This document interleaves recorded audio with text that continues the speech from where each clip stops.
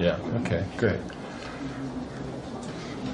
Ladies and gentlemen, I'm here tonight to bring you some revelations, so to speak. We've been asleep for many, many years, and it's time now for us to wake up.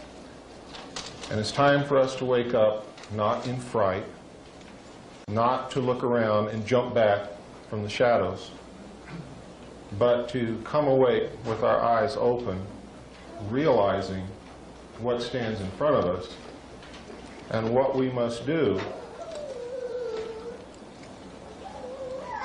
so that we can live our lives again in peace and tranquility. And we must, at all costs, guard against drifting back into the slumber that we have been in for the last 40 to 50 years, that has really created the situation that we find ourselves in today. We're going to be discussing a lot of subjects tonight, and I would like for you to hold your questions until the end, at which time I will be happy to answer them. The harder the question, the more I like it. There's no such thing as a dumb or stupid question. And while I'm imparting this information to you tonight, I want you to try to come up with questions to poke holes in it. And I'm going to answer every one of those questions, because when you leave here tonight, I don't want you to have any doubts in your mind whatsoever about the truthfulness of what you're about to hear. Because it is so important not only that you understand it and believe it, but that you act upon it so that we can do something about it.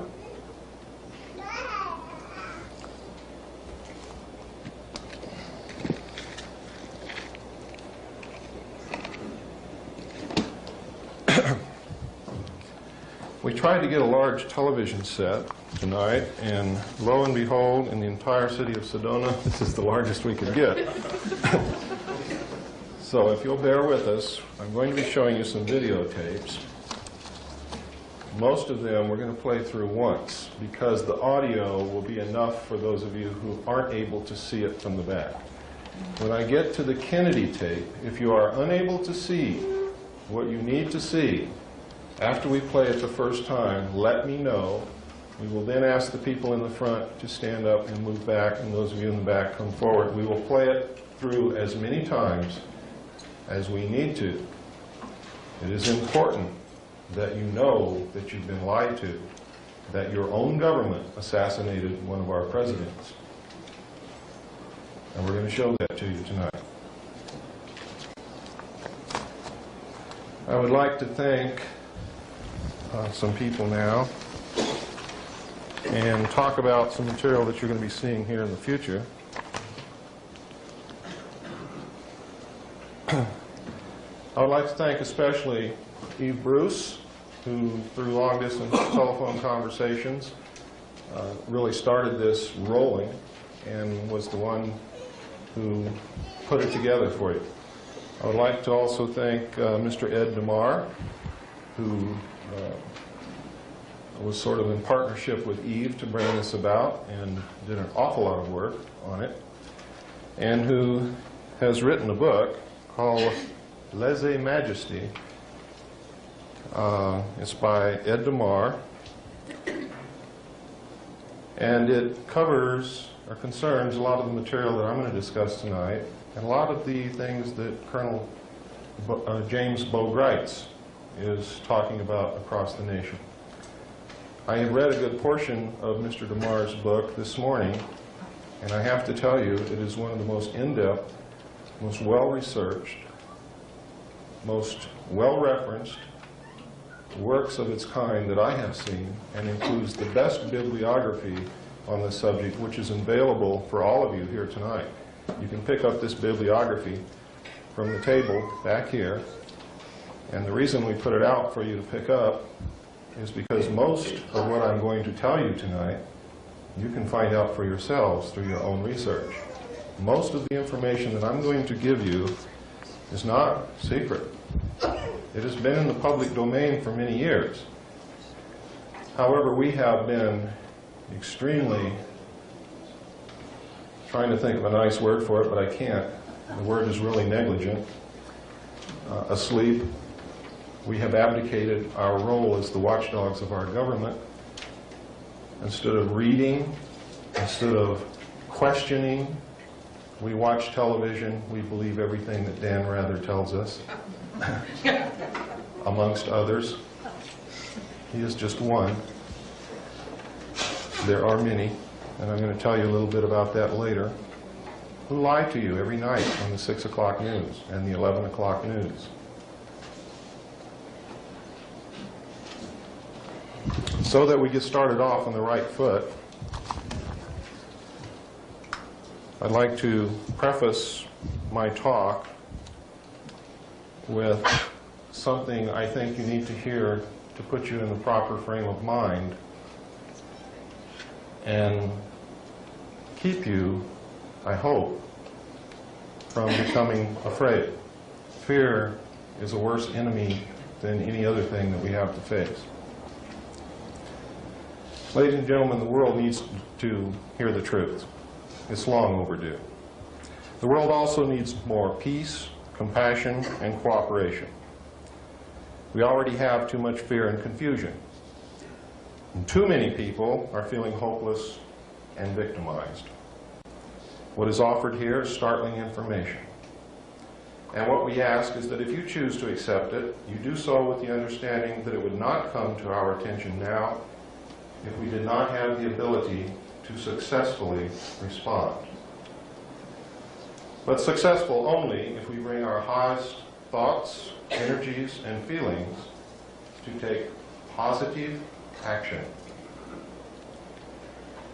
We are not here to create more confusion, fear, or negative energies of any kind.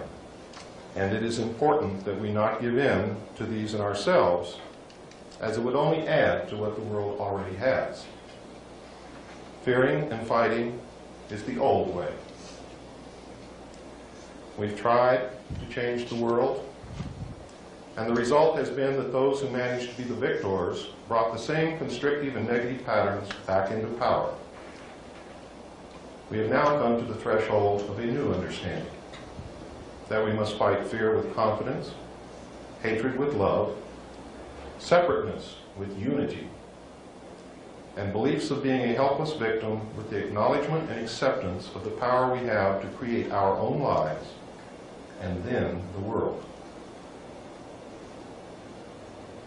It can only go in that order. For if we are still creating confusion and negativity in our own experience, we can only contribute that to the world. We can change the world, but it will not be by outward action alone. To the extent we can bring truthfulness, compassion, and peace in our own lives is the exact extent to which we will bring them into the world. This does not mean that we have to sit in our rooms until we perfect our own lives, but to realize that if we see ourselves as victims, we will be victimized. If we perceive part of the world as separate, wrong, or evil, that is exactly what we will have. This story was beautifully played out in Star Wars.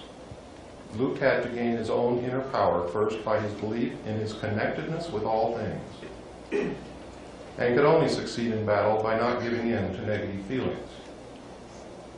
The problems that have arisen in our world have come as a reflection of our own collective fears, beliefs in separateness, and refusal to accept our own power and responsibility for the events in our lives. If we give in to these same feelings again, the battle will be lost before it is begun. Now, I want you to bear that in mind.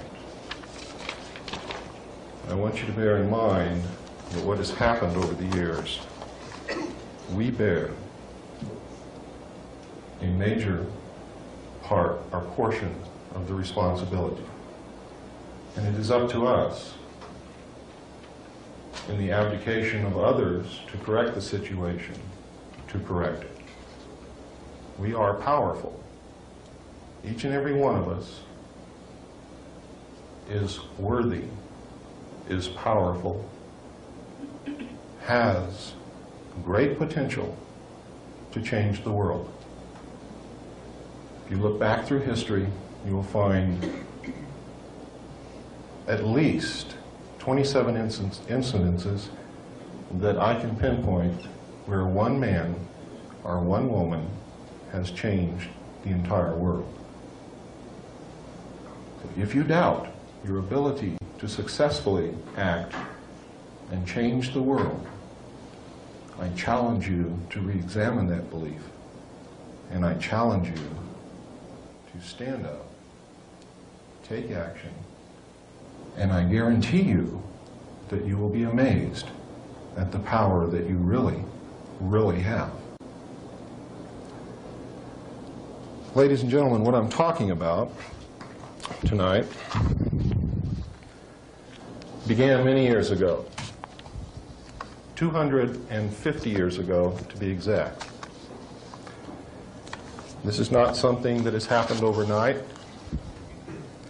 This is not something that's going to go away overnight. But it is something that we can begin to work on, and we can make major changes before the end of this year. And before the night is over, that is going to be my challenge to you. And my commission to you is to help us bring about those changes. And I'll tell you exactly what those are.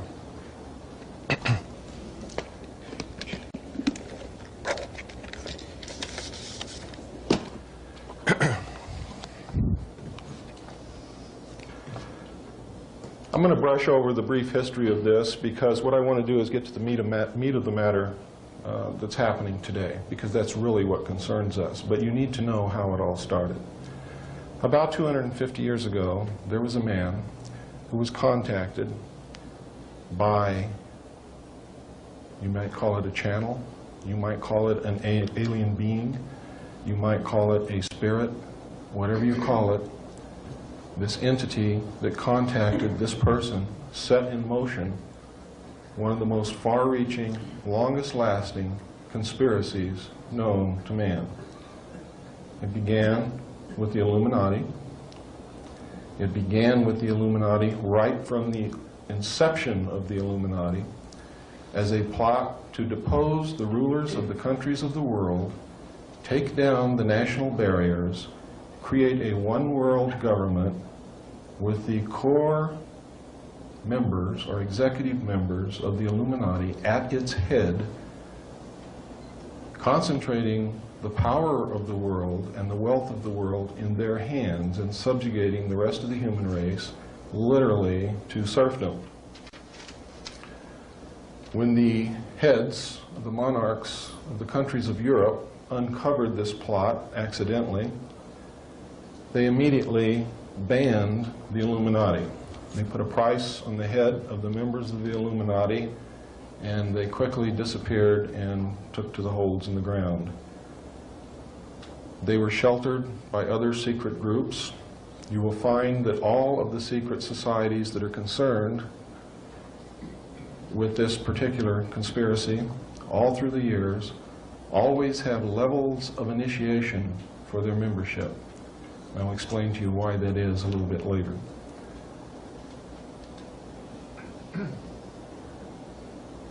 This is really a European thing, but it has spread to the United States. The major controlling membership of these secret societies is a group known as the Round Table of Nine. They are the heads of the most powerful banking families in the world. When you get right down to it, there are only 9 families who control the wealth of the world, and that is the 9 families whose heads make up the Round Table of Nine. Beneath the Round Table of Nine, there's an international organization known as the Bilderbergers. The Bilderbergers are a major player in this. Beneath the Bilderbergers, each nation has its own group. Most of the European nations look to the Club of Rome. In the United States, it's the Council on Foreign Relations, and in recent years, in our generation, the Trilateral Commission. You may not realize this, but they are one and the same. The Trilateral Commission branched off from the Council on Foreign Relations to give you something to hang on to should they lose political power. It is an old ploy. It's the same as in the playoffs for Major League Football. You have two teams and you play yourself. You cannot lose. That is the theory behind the split. Now that you know a little bit of the history, and not too much, because I really want you to go start reading for yourself, and you will find that there's plenty of material to give you food for thought, a lot of hours of reading, and a lot of productive research. Our story really started in around 1936, when Germany recovered a flying disc. It is not clear whether they entered into an agreement with the aliens and were given the disc, or whether they took the disc, or whether the disc crashed and they just came in possession of it. The method by which they did this is not clear. It is clear, however, that they had a disc as early as 1936, that they were attempting to duplicate the technology in an area known as Peenemünde. When we went into that area after World War II, and captured Peenemünde, we found safes, file cabinets, drawers loaded with documents on the alien technology and on the attempts to reproduce the technology. We found pieces and portions of hardware. We found some of the scientists in our sweep trying to recover them. Many of them, however, were captured by the Russians. Much of the hardware was also captured by the Russians, and the Russians may have captured the original disc, because we certainly didn't get it to my knowledge. Notice I say to my knowledge, because I was not privy to every scrap of information. When we found this at the close of World War II, we were extremely concerned. We didn't know what to do about it, but we immediately set the scientists about working on trying to duplicate the technology, or at least come up with it on our own. Most of it we did not have to duplicate until 1947, when, as you've probably read or heard, or recently if you watched Unsolved Mysteries last Wednesday on television, you saw what was described as the Roswell incident. The Roswell incident is a true incident. It did occur.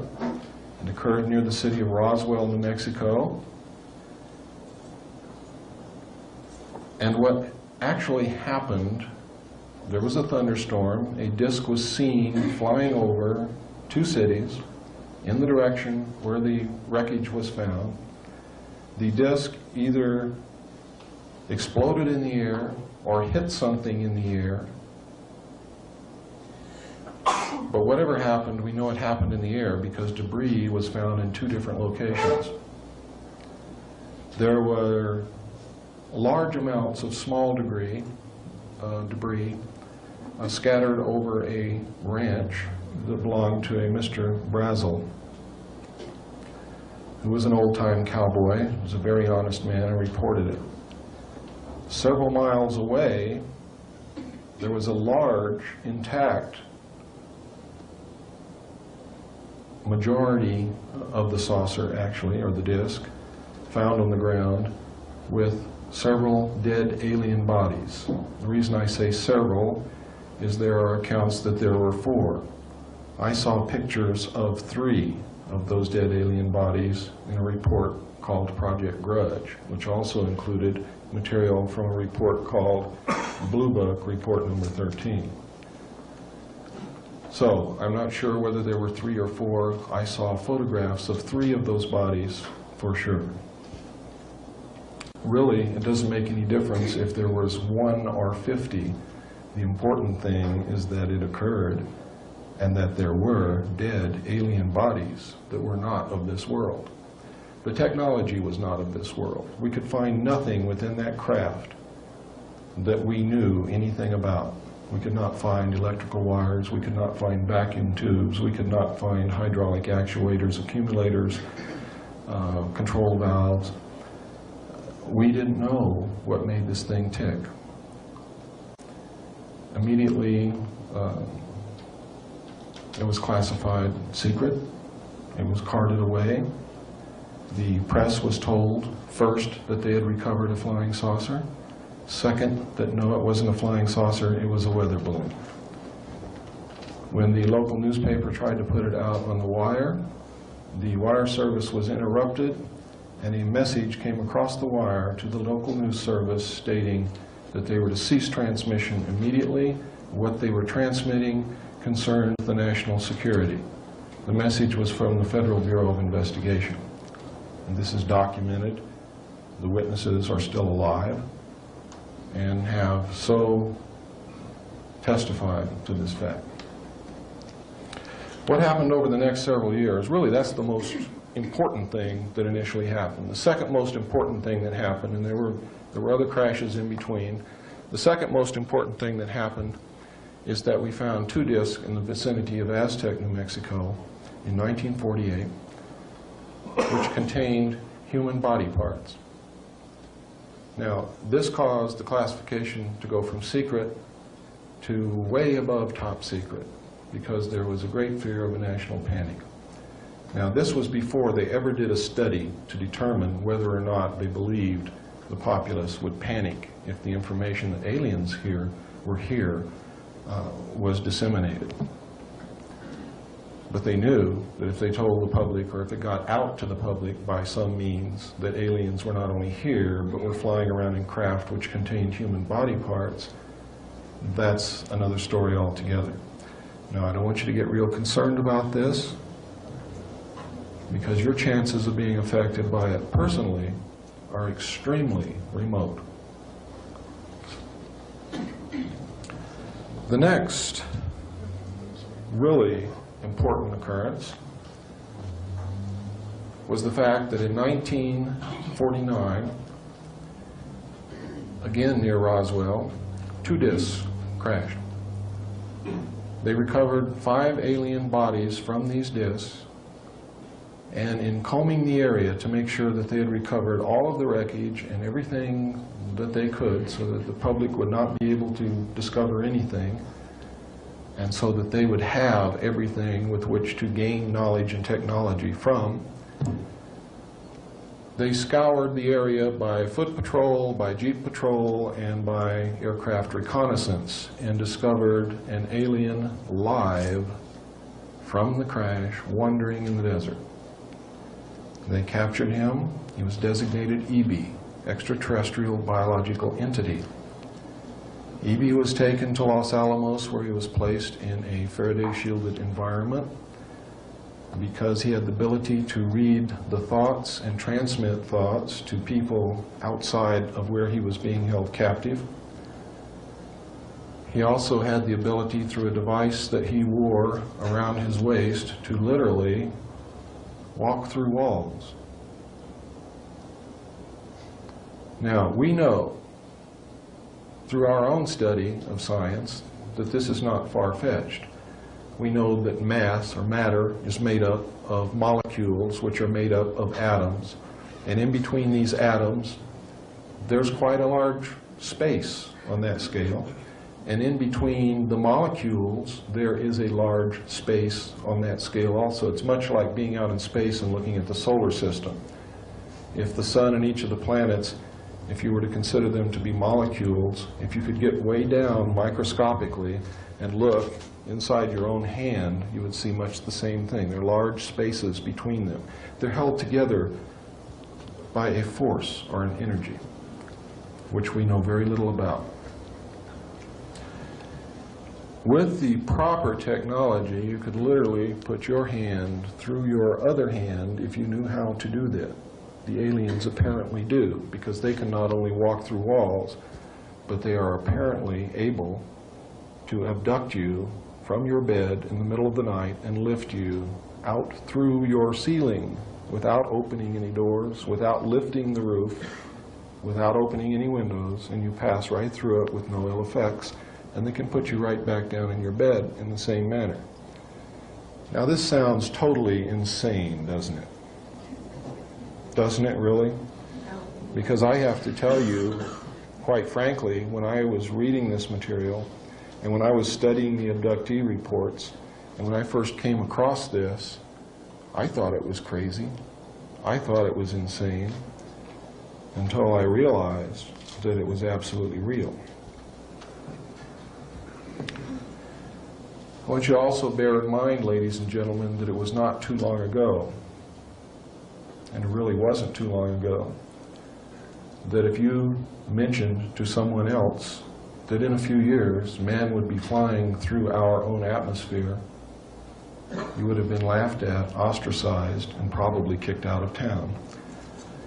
Then not long after that, when we did have aircraft and were carrying passengers flew through the air, if you had suggested to your neighbor that in a few years a man would be walking on the moon, you would have been laughed at, ridiculed, and maybe run out of town.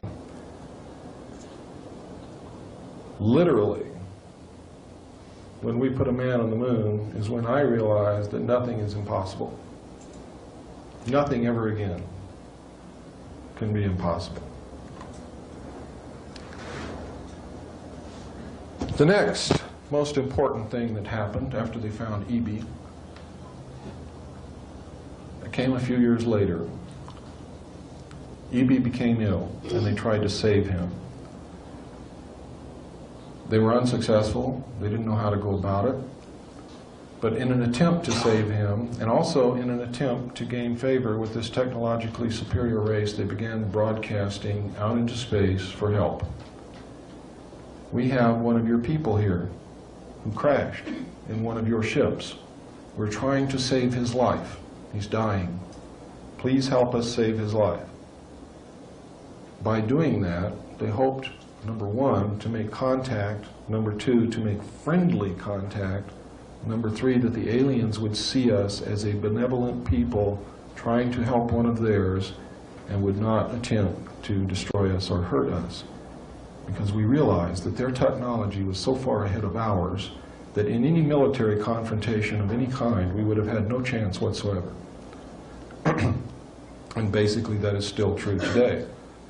What should give you good feelings is that if the aliens wanted to, they could have done anything that they wished to us many, many years ago, and they have not done that. So I see that as good. Hopeful. I see it pregnant with all kinds of hope and possibilities for the future. Because we know, as the human race, what we usually do to an inferior culture, if we're technologically superior, is usually not that good. So there is a great deal of hope. There's a great deal of promise in that. E.B. died in June of 1952. As of the time of E.B.'s death, we had not had any answer to the message that we had sent out into space. The movie that you saw, called E.T., is the story of E.B. They have changed some things around to make it more palatable to you. The beginning of the story, he's running around in the desert. He's lost. The government is chasing him. In the real story, the government caught him. In the movie, the little boy gets him. And they form this symbiotic relationship. They're each getting something from the other. And it's a wonderful story. Well, in real life, the real life E.B. was assigned an Air Force officer to watch over him, become his friend, get as much information from him as he could, be his mentor, be his captor. And the same symbiotic relationship developed between E.B. and this Air Force officer, to the point where when E.B. died, the Air Force officer cried. He was deeply hurt. He'd lost a dear friend. because he had been with E.B. literally night and day since they had found him. In the movie, E.B. gets very ill, and everybody's very concerned. And the little boy plays the role of the Air Force officer. And you see that he cries. But in the film, he lives. E.T. Call Home was Project Sigma to attempt to make communications with the aliens to come and help save the life of E.B. The government, ladies and gentlemen, is giving you information at an unprecedented rate every day. They are trying to get to your subconscious and tell you the story of what has happened over the last 44 years. So that when the truth comes out, it is not a critical shock. You will be prepared for it. You will understand what is happening. In 1953, we detected large objects in space coming toward the Earth. They took up a high orbit around the equator. These objects were determined to be spacecraft intelligently controlled. We did establish communications with them. Arrangements were made for them to land. There were 3 landings in 1954. One took place at Holloman Air Force Base in New Mexico. One took place at Edwards Air Force Base in California. The other one, do not hold me to this because I cannot substantiate it, but I believe it was at Homestead Air Force Base in Florida. I believe that the aliens who contacted us, who were attempting to help us, who refused to give us technology, who wanted to help us with our spiritual development, I believe that that landing took place at Homestead Air Force Base in Florida. But I can't get any verification from that from any source, so don't put that down as fact, put it down as a possibility. The other 2 bases, the other 2 landings I know occurred without a doubt at Holloman Air Force Base and Edwards Air Force Base. The first landing occurred at Holloman Air Force Base, where the aliens met with our intelligence officers. They reached a basic agreement after several hours. They were able to communicate. They left one hostage with us, his name was Krill, as a pledge that they would return and formalize an agreement. Later in 1954, they landed again at Edwards Air Force Base. President Eisenhower had arranged to be on vacation in Palm Springs. At the appointed date and time, President Eisenhower was whisked away. He actually disappeared. Nobody even saw the helicopter come or go, but he just flat disappeared. The press was really shook up, and if you read the newspapers during that period of time, you will find that the press literally went wild trying to locate him. They were given a story that he was taken to a dentist for a toothache. They never found a dentist that treated President Eisenhower. In fact, he was at Edwards Air Force Base. He reached a formal agreement with the aliens and a treaty was signed. This was played out in a movie that you saw called Close Encounters of the Third Kind. Everything that you saw in that movie, except for finding the ship in the desert and the planes in Mexico and those types of things, was true. People were and are still being abducted. People were and are still being picked up and relocated, decontaminated, brainwashed, given new identities, and put back into society in some other location. It's for their own protection, really. In most cases, in some cases, it's a travesty of justice. People are being implanted. The implants were played out by the silly little tune that people got in their head. That represented the implants. They couldn't get this out of their head. They would have a close encounter with an alien disc, and they would hear this tune, and they could never, ever get rid of it. And it drove them to do some crazy things. And there are people today who are being driven to do some crazy things. I know some abductees who wake up one morning after they've had an abduction experience, and they've got to move. And they've got to move to a specific place in a specific state, and they've got to do it right now. And they don't know why. And they've never been there before. And they have no friends there. They don't even know what the place looks like, but they get all their kids, they pack up, and they leave, and they go to Sedona, Arizona.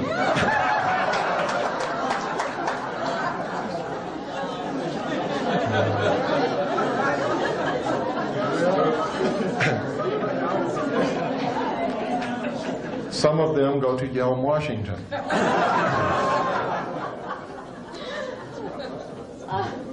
There are areas in the United States where people are being driven to.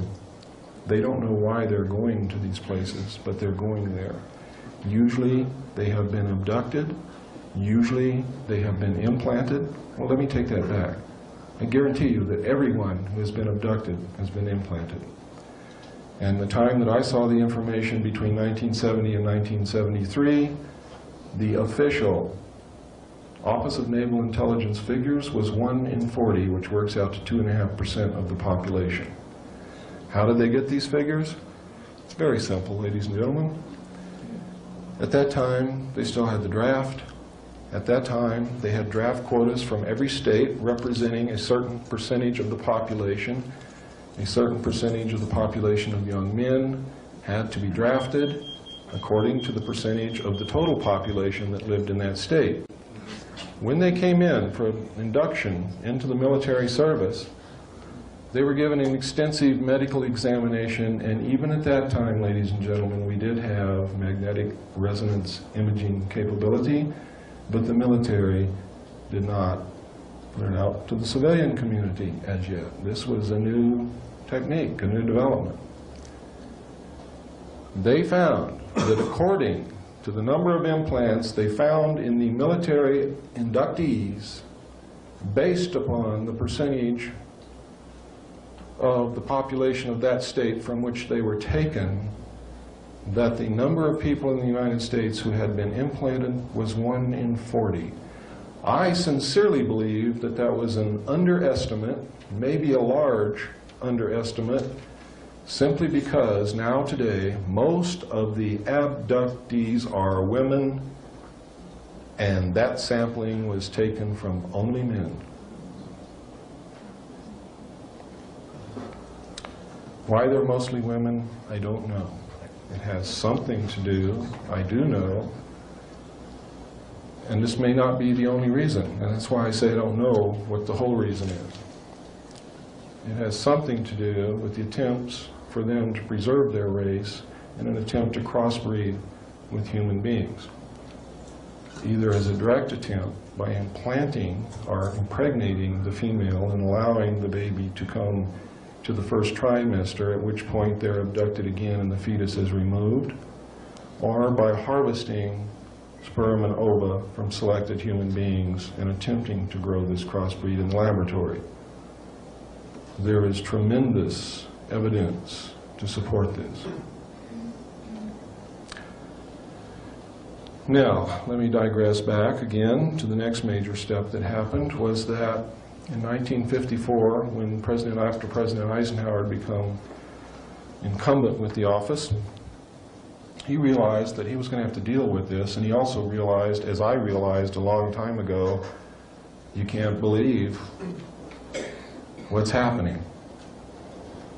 You can't believe what the aliens tell us, whether they be good, bad, etherical, interdimensional, whatever. There is so much deception and so many lies involved with this that you have to step back and say, I'm not going to believe anything until I can prove it. And to do otherwise is to put yourself in terrible jeopardy. Believe me, terrible jeopardy. And I can cite instances where this has happened. President Eisenhower knew that he wasn't capable of determining what the truth was, but he knew that there were some pretty smart people in this country. He put together an organization called MJ-12, or Majority 12. Majority 12 was made up of 6 men from the United States government. Those 6 men were Nelson Rockefeller, who represented the President, who was the Secretary of State, the Secretary of Defense, the director of the CIA, the director of the FBI, and the chairman of the Joint Chiefs of Staff. The balance of MJ-12 was made up of the Executive Committee of the Council on Foreign Relations. Now, it is extremely significant that you understand that the first 6 members from the government, along with President Eisenhower, were also members and longtime members of the Council on Foreign Relations. They believed in that organization. They believed in its goals, which was one world government. Now, secretly, this was known as Majority 12. It was called MJ-12 in correspondence.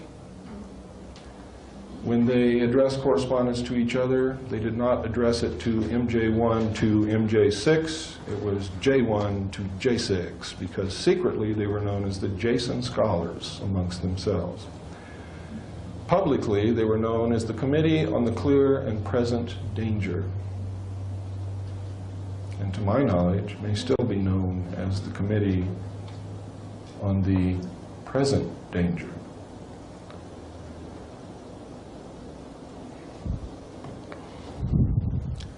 I remember MJ-12 as being 12 men. However, I am still in the process of remembering, and my memory is constantly being joggled and jiggled. And one of the reasons I may have remembered it as being 12 members on Majority 12 is that they had to have a majority of 12 votes to carry anything into action. Thus Majority 12, thus Operation Majority, thus the Majority Agency for Joint Intelligence. That's where that name really came from. Which means they literally had to have the vote of every member on it if there were really 12 members. But having to have 12 votes to carry, being named Majority 12 or MJ-12, could have just been enough to make me believe that they only had 12 members. My memory is beginning to joggle now, and I'm starting to believe that maybe there was first 6 from the government and 12 from the Executive Committee of the Council on Foreign Relations, and that there may really be 18 members on MJ-12.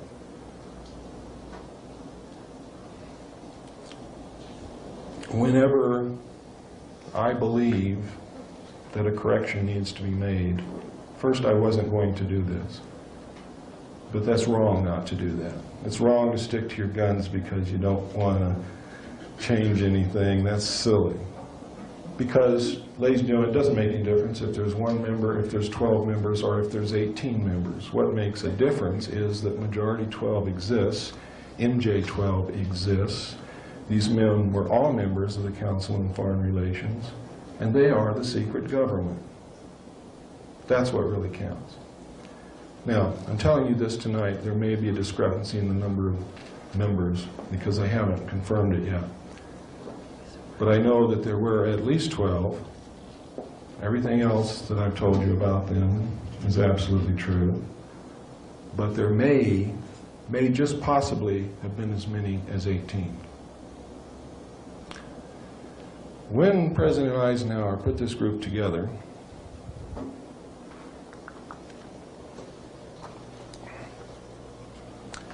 oh, thank you. I didn't realize how thirsty I was. When he put this group together, and President Eisenhower may have done this intentionally, but there's no reason to believe that he did, because there's nothing to tell us that he did. But having been a member of the Council on Foreign Relations, he may have done this intentionally. These people saw this as the opportunity that they had been looking for all of their history. It was the opportunity finally to control one of the major superpowers of the world behind the scenes. Because who gets knocked off when things go wrong? The person standing out in front, right? The people behind the scenes just chuckle and laugh and say, they got the wrong guy, and they put another one right up there for you to knock off. If you're even smart enough to knock somebody off, which we haven't been. The only ones that have been knocked off, they did the knocking off. Through a whole bunch of secret executive orders and NSC memos, which are in fact executive orders, they reached the habit actually of using NSC memos in place of presidential executive orders to prevent the government from falling should the public find out what was really going on. It was to save the presidency.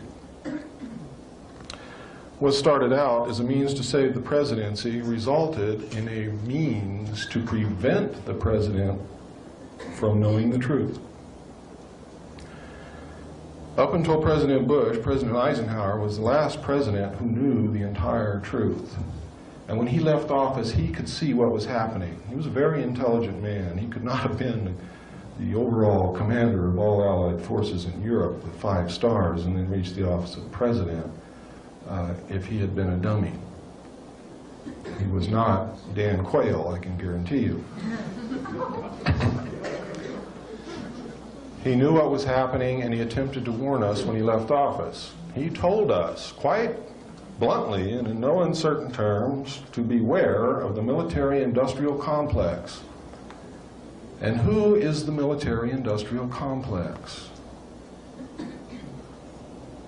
It is the members of the Council on Foreign Relations, and since the inception of the Trilateral Commission as well.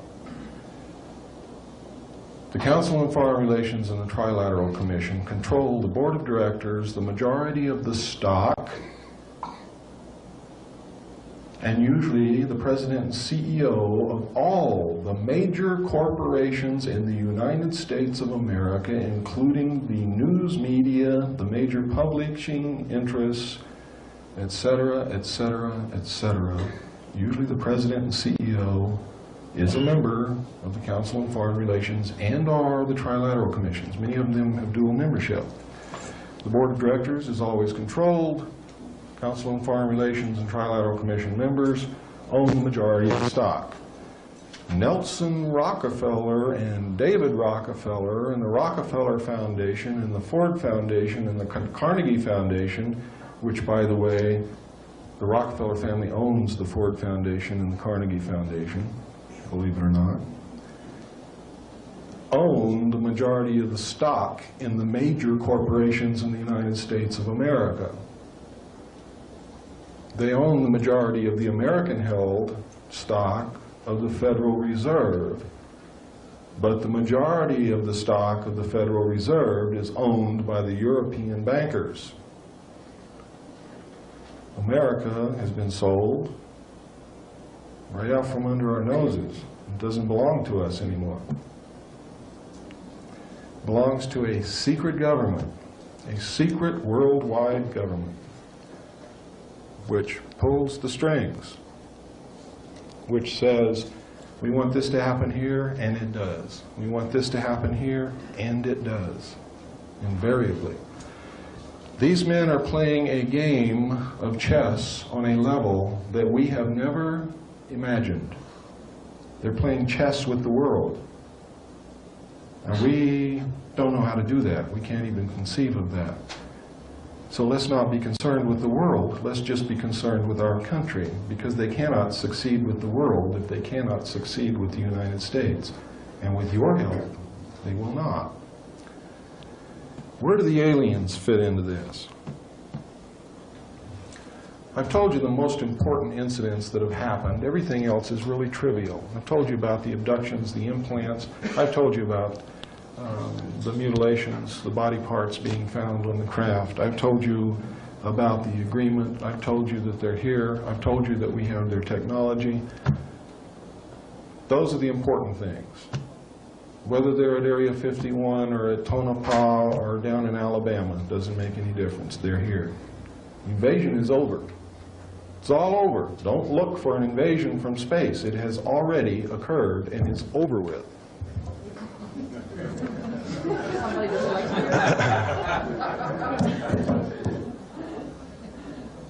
So we don't have to be concerned with that. One of the things that the secret world government is going to attempt to do to get you to accept their new world order is they're going to try to scare the hell out of you with a fake, phony landing where they're going to say, oh my God, there really are ETs, it's going to be covered by the media of the world.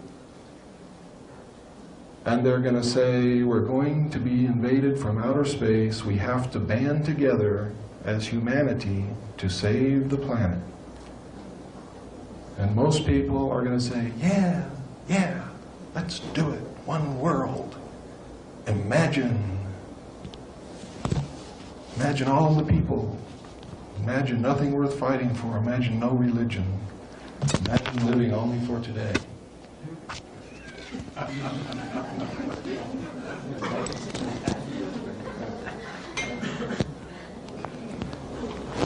These events are always fun and unpredictable.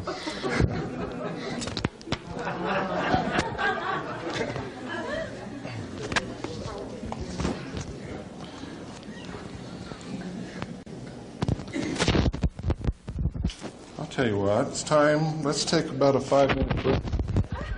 Come up and ask quite appropriately, who the hell are you? And I used to start all of my talks out with who I am, where I'm coming from, how I saw this information, and what my stance is on it. And I eventually reached a point, and I keep forgetting that I'm not in California anymore. I reached a point where people would say, we already know who you are, tell us what you got to say. So I stopped doing that, but now I'm in Arizona, and I realize that whereas in California I'm very well known, here I may not be as well known. I was raised in a military family. My father was an Air Force pilot. He is a retired Air Force colonel at this moment. When I was a child, I heard stories about Foo Fighters and crash discs and things not of this world and strange sights up in the sky, and saw pictures that pilots took simply because I was the son of a pilot. Not because anybody was taking the time to show me. I just happened to be there when these things were discussed and when these pictures were shown and passed around. And usually was underfoot and eventually was kicked out and exiled to the back bedroom or the backyard. Eventually, though, I grew up and left home, went into the Air Force. I was assigned to the Strategic Air Command as an aircraft and missile hydraulic technician, which means that I worked on the hydraulics and the pneumatic systems, or high-pressure air systems of aircraft and missiles for the Strategic Air Command. I worked with B-52 bombers, KC-135 aircraft, which is the same as a 707, only it's for refueling other aircraft and carries fuel instead of passengers. I worked on B-58 bombers. I worked on Minuteman missiles. During the time, both when I was in school learning my trade in the Air Force and the time that I was on the job, I met people who had taken part in crash disk recoveries. And usually at the Airmen's Club or in some bar downtown or someplace, because I was a young man then, and that's where you could usually find me, with a beer in my hand looking for a girl. And if there wasn't a girl around, we lied to each other a lot. And generally, these stories I thought to be a lie until later years when I realized that these guys had been telling me the truth, and I could kick myself in the head because I had not written it down. I had not pressed them for more information at a time when they were willing to talk to me for some reason or other. When I left the Air Force, I went into the Navy, and really I had planned to just skip from service to service. I was a pretty crazy young kid. I was gung-ho. I was raised on John Wayne movies and Sergeant Rock comic books. I came from a military family. My whole family was in the military service. Uncles, grandfathers, brother, everybody. We were service people. We were government people. We were patriots. We cared. We believed that the best thing that a man or a woman could do was to serve their country. When I went in the Navy, I volunteered for submarines because that was the weirdest thing you could do. And I was pretty weird. And I thought it would be neat to sleep underwater. So I did. While I was on submarines, being junior in the Navy, real junior, I had to stand lookout watches.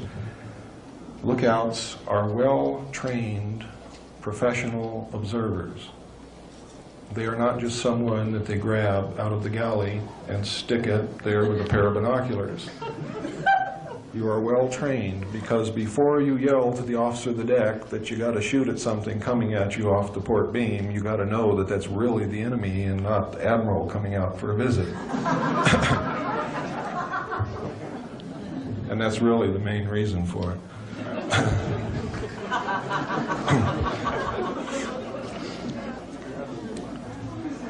So we were trained observers.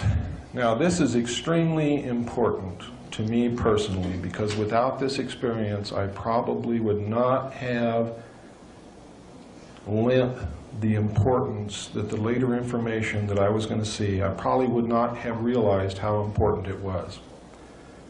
While on lookout between the Portland-Seattle area and the Pearl Harbor area, while we were traveling on the surface as port lookout, I saw a craft the size of an aircraft carrier exit the water at a range of approximately 2.5 nautical miles off the port quarter. The port quarter is approximately 45 relative degrees off the port bow. Port is your left. Left, port wine is red. That's where the red light is on a ship. Okay, now we got through that. I was stunned. I knew that I had just seen something that was absolutely incredible, and nobody in the world would believe that I saw it, and nobody else saw it. And I was faced with the dilemma. I'm the port lookout. Something just came up out of the water that could destroy us in a second. It was a machine. It was intelligently guided. I knew this. It was as big as an aircraft carrier. It was the most important, earth-shattering thing that had ever happened to me in my life, because I saw it, I realized what it was, I knew I wasn't dreaming, there was nobody around who could be manipulating me in any way, shape, or form, and it was my responsibility to report this. Are you kidding? I'm going to tell the man who writes my performance report that I just saw this thing come out of the water? You got to be nuts. But I had a responsibility to the safety of the ship, the boat, which we call submarines, boats, not ships, to the boat and to the crew. So I had to devise a method to report this. And what I did was I told the officer of the deck, Ensign Ball, I said, Ensign Ball, I saw something about 2.5 nautical miles off the port quarter, but it just flashed and I don't know what it was. Could you please help me scour that area to see if we can find it again? Now, I didn't really believe that this thing was going to show up again at all. Well, the starboard lookout heard this conversation, and he turned around and started looking too, which he shouldn't have done, because you're never supposed to desert your own field of responsibility, but he did. At about that time, the object came, or this object, or another one just like it, came back down out of the clouds and entered the water. Ensign Ball dropped his binoculars, dropped his jaw, and turned around and just stared at me and didn't say a word. And then he turned back around and he just stared off into space for a couple of minutes. And then he turned around and looked at me again. And he said, "This had to happen on my watch."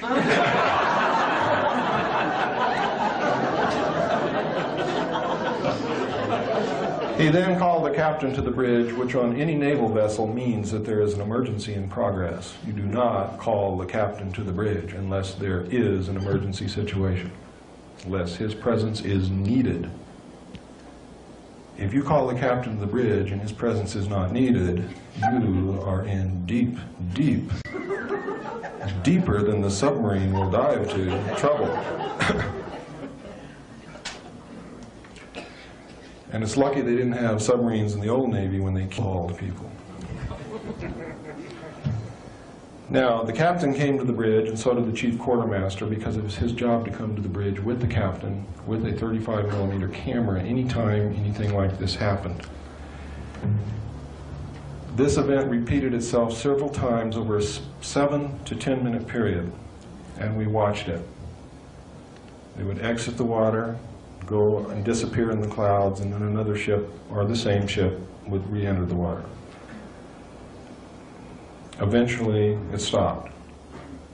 We were told by the captain before we left the bridge, not to discuss it with the other crew members, that it was classified top secret, and that we were never to mention it to anyone. Now, the crew knew about it. How they knew about it, I don't know, but I suspect that it was picked up on sonar and radar also, in which case the sonarman and the radarman would know about it too. And I believe that is what has happened, and I believe that they were also told not to talk to anyone. But several crew members came up to me and wanted to know if we really saw a UFO, and I told them that I was not allowed to discuss what happened, and I didn't know what I saw anyway. So that was the end of that. I did tell a good friend about it years later. When we arrived in Pearl Harbor, an officer from the Office of Naval Intelligence came on board and debriefed each one of us independently of the others. I do not know what went on in the debriefings of the other personnel involved, but when I went in, he began to ask me what I saw.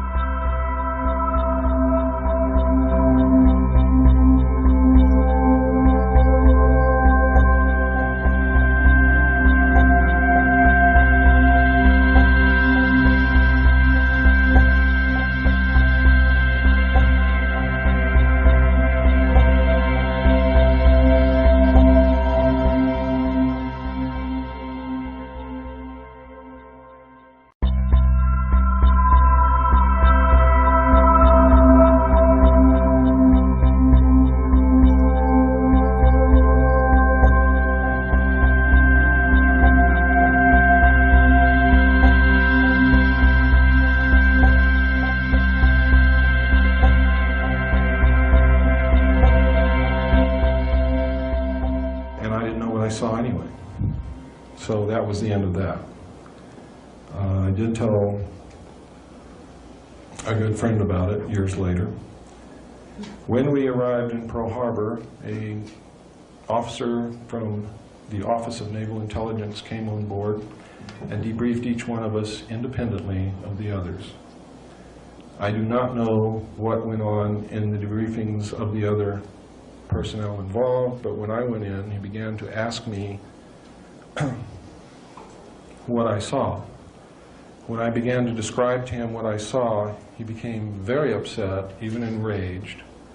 And having come from a military family, having a father who was an Air Force pilot and an officer, having served 4 years in the Air Force, I knew what this man wanted to hear. It was obvious to me. So I told him what he wanted to hear so that I didn't have to go through with what I knew I would have to go through if I told him anything else. So I told him, "Sir, I did not see anything. I don't know what you're talking about."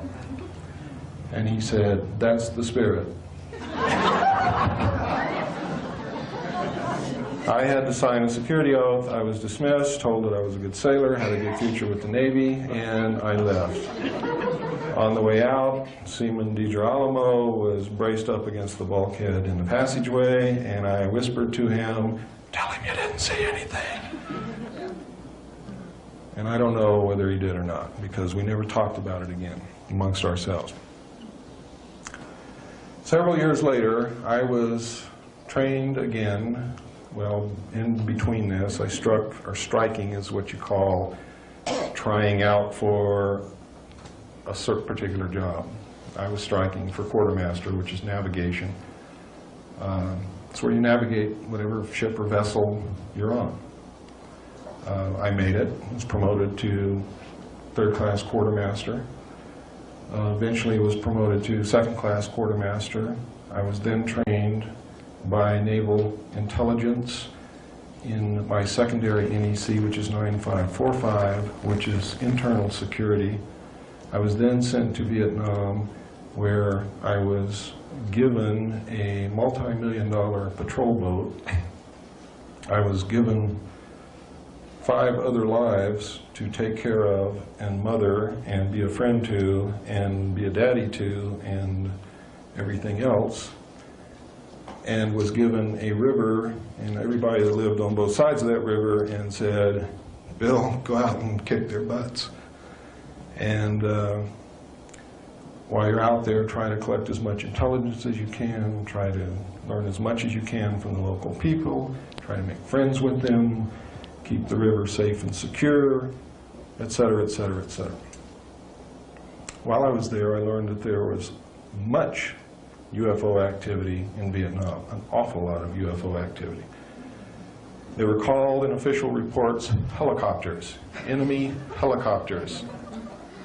Well, anyone who knows anything about Vietnam, if you look in documents released about Vietnam under the Freedom of Information Act, you will find many reports of any enemy helicopters attacking our troops, attacking the enemy's troops, taking villagers away from their villages. The truth is, ladies and gentlemen, North Vietnam had no helicopters, period. It was really UFO activity. When I came back to the United States, I was assigned to the Commander-in-Chief of the United States Pacific Fleet and was specifically assigned to the intelligence briefing team for Admiral Bernard Clary, who at that time was the Commander-in-Chief of the United States Pacific Fleet. While serving in this official capacity, I had occasion to prepare briefings on flaps. You know what a flap is? I mean, something's happening right now, and it's very important, and everybody's concerned about it, and all the admirals are in the command center, and they want to know what the hell is going on, and they want up-to-date information, and they want the plots correct, and they want to know who's over here, and what's the closest ship, and how fast can we get a United States Marine unit there. That's what you call a flap. In other words, everybody's throwing it all in the fan, and it's all coming out on me and the other people who were with me. It was our job to provide this information on a 24-hour basis. And specifically every day, we would come in very early in the morning, about 4 a.m., and we would prepare a briefing which took place at between 8 and 9 o'clock whenever the Admiral was ready, because we didn't tell him when to be there. He told us when he was there, and when he was there, we had to be ready. Between 8 and 9 o'clock, usually, we would present a briefing to the Admiral and his chiefs of staff. Now, you have to remember that this man had reason to know what was going on in half of the world, because he's literally responsible for the Pacific Ocean and the Indian Ocean and everything in between, including the land masses. In case of a nuclear attack or nuclear war or any kind of a war, it is the United States Navy that will deal the primary blow to the enemy, will deliver the war to the enemy first, and will usually carry it through to the end. And that is the truth. So he had to need to know everything that happened in that part of the world. When alien-connected incidents occurred, we would get top secret messages marked magic, restricted information.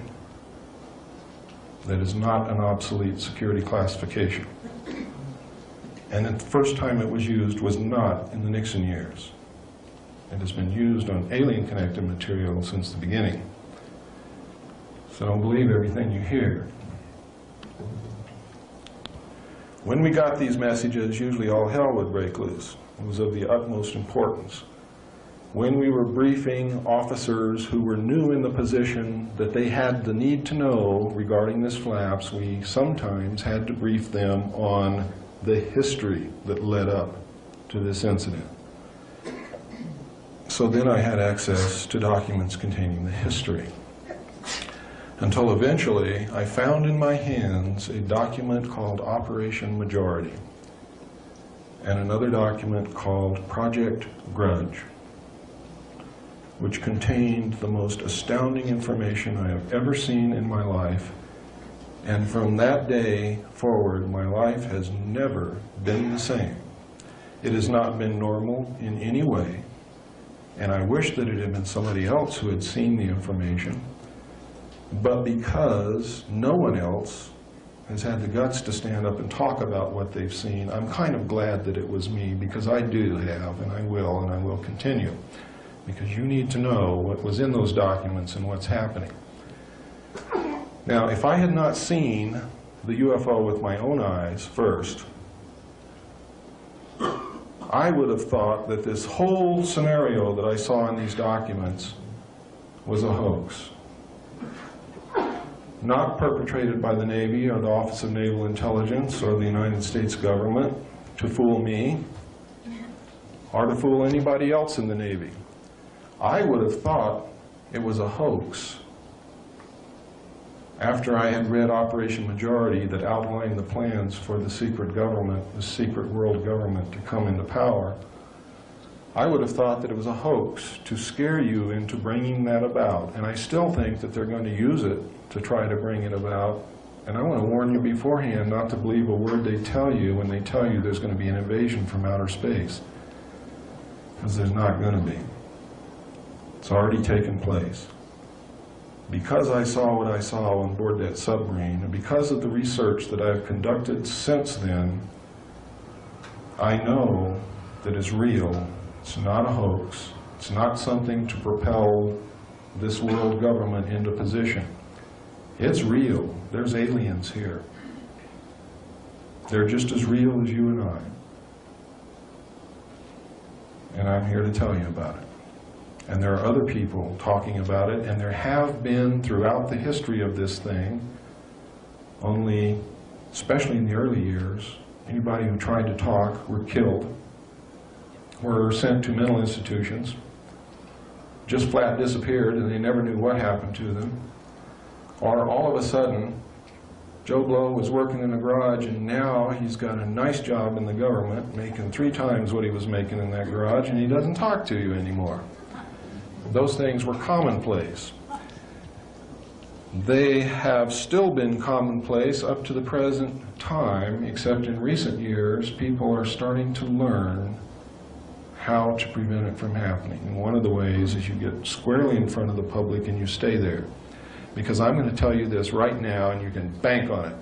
You watch me every day of my life. If anything happens to me, you don't have to do any more research. You know damn well everything I'm telling you is true. And they don't want you to know that. So they're not going to touch me unless they can make it look like an accident where you will believe that it's an accident. And I'm telling you right now, they know how to make people die of heart attacks, strokes, brain hemorrhages. They know how to make people fall down the stairs. They know how to make people commit suicide, or at least look like they committed suicide. And if you don't believe that, look at what happened to the 20 material witnesses who were close enough to the car to see William Greer shoot President Kennedy within 2 years of the time it happened. They're all dead. The odds of them all being dead is something like 300,000 trillion to 1. Some of them apparently, I say apparently because that word means that's what it looks like, committed suicide. One died of a karate chop to the neck. Several of them had heart attacks, etc., etc., etc. One man hung himself. They were all murdered. All of them. They were murdered by the Central Intelligence Agency. William Greer was the assassin who killed President Kennedy. He was a Secret Service agent. I'm going to show you the film here shortly. Many of you wonder, well, if that's really true, how come Jackie Kennedy never said anything? If the Secret Service, the highest protective body in the United States assigned to protect the President of the United States, just shot President Kennedy, who in the hell is she going to tell? Me? I can't do anything except tell you. The FBI? J. Edgar Hoover is one of the men who ordered his assassination. He was a member of MJ-12.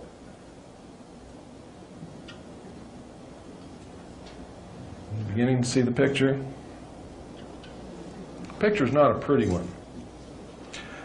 What has happened is these men who throughout history have been trying to figure out how they can control the world, all of a sudden discovered how they could do it.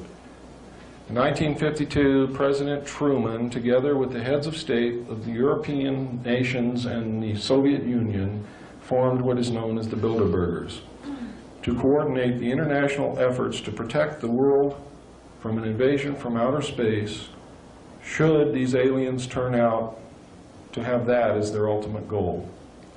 The Bilderbergers, as MJ-12 did, soon learned how to wrest power behind the scenes and use the world banking families to manipulate and leverage these nations so that they are really in control of the world, and they are headed by the 9 heads of the families that own most of the wealth of the world, known as the Round Table of 9. Under them, each nation has a group of men secretly controlling that nation. And I don't mean every nation in the world, I mean the nations that count, the hard currency nations, have an organization which is a sister organization to MJ-12 within that country's respective government. How does this work, you say? How can a secret organization such as MJ-12 control the government? It's very simple, ladies and gentlemen. If you will remember that President Eisenhower formed this secret group in 1954. He was the last president who knew everything. They began in 1954 to issue secret executive orders in the form of NSC memos to wrest power away from the president and effectively isolate the president. They took the power to appoint appointees in the government away from the president. And if the president wants to appoint someone whom they don't want him to appoint, they have a way of embarrassing the president to get him back into line, or getting rid of him altogether, or making sure that he doesn't get elected if he's not willing to play the game. The result has been, ladies and gentlemen, that today every major member of the United States government is a member of the Council on Foreign Relations and the Trilateral Commission, or the Trilateral Commission, but usually the Council on Foreign Relations and the Trilateral Commission. They usually have dual membership.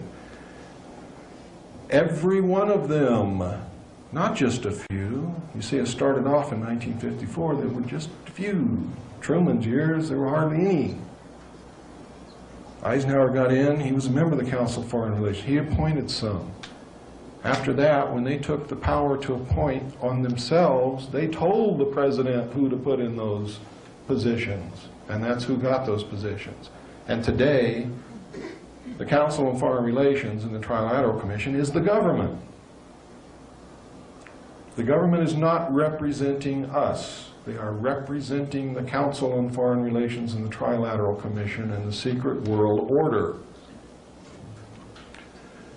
Please, when you go out of this room, look it up yourself.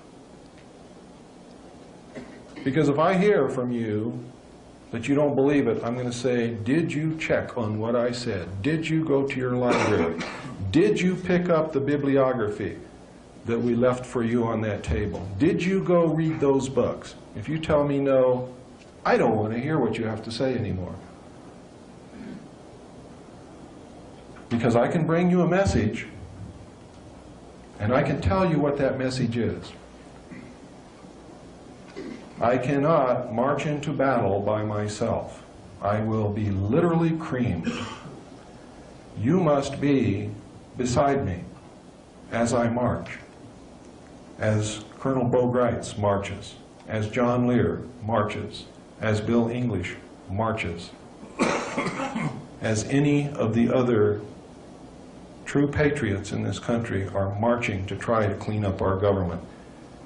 Because we can't even begin to deal with an alien force because we don't have the power to make treaties. We don't have the power to make agreements. We don't even have the power to sit down and hold a discussion. We do have the power to get rid of the ones who are not representing us and put people in who are representing us and demand that the crooks be prosecuted and get thrown in jail. We have the power to clean up our government, so then our government can represent us, and then we can deal with an alien question.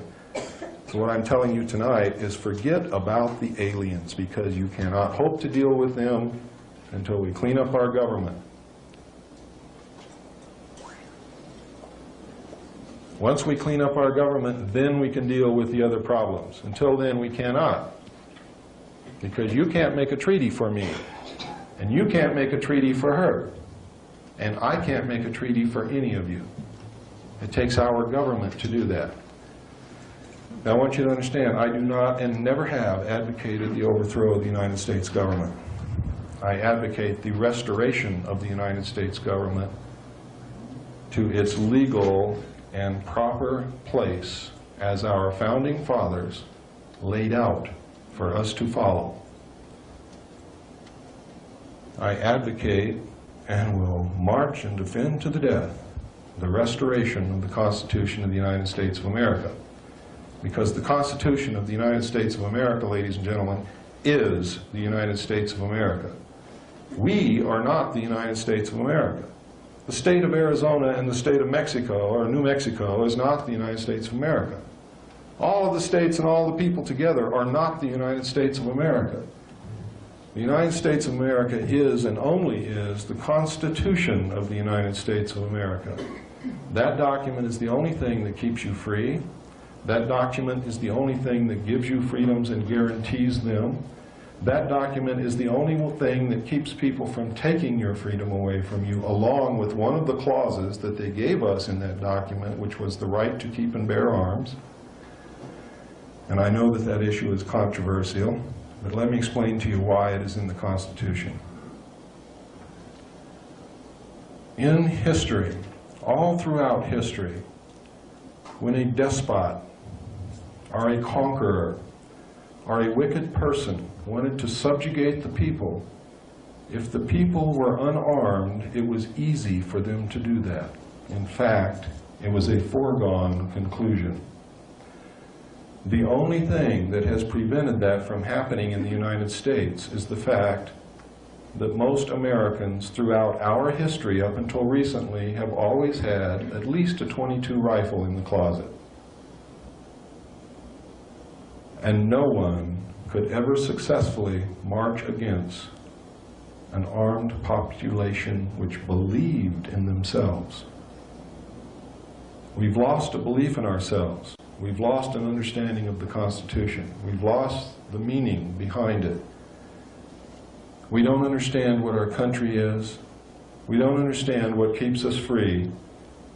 And the secret government is manipulating you daily into begging them to take away your freedoms. And some of you here in this room have been begging them to take away your freedoms.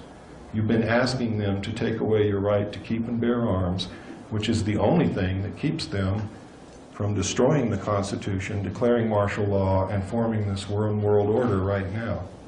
The only thing preventing that is the guns in our closets. That's all, because they would have done it years ago if it had not been for that. Many of you right now in this room have been screaming for the government to take away some of our freedoms in order to get the drugs off the streets. You've been saying, I'm willing to give up some of my freedom to get rid of this terrible plague. Let me tell you, ladies and gentlemen, it is your government who imports those drugs and who is selling those drugs to your children, and has been from the very beginning. And the only ones that they ever catch or allow to be caught are those who are in competition with them.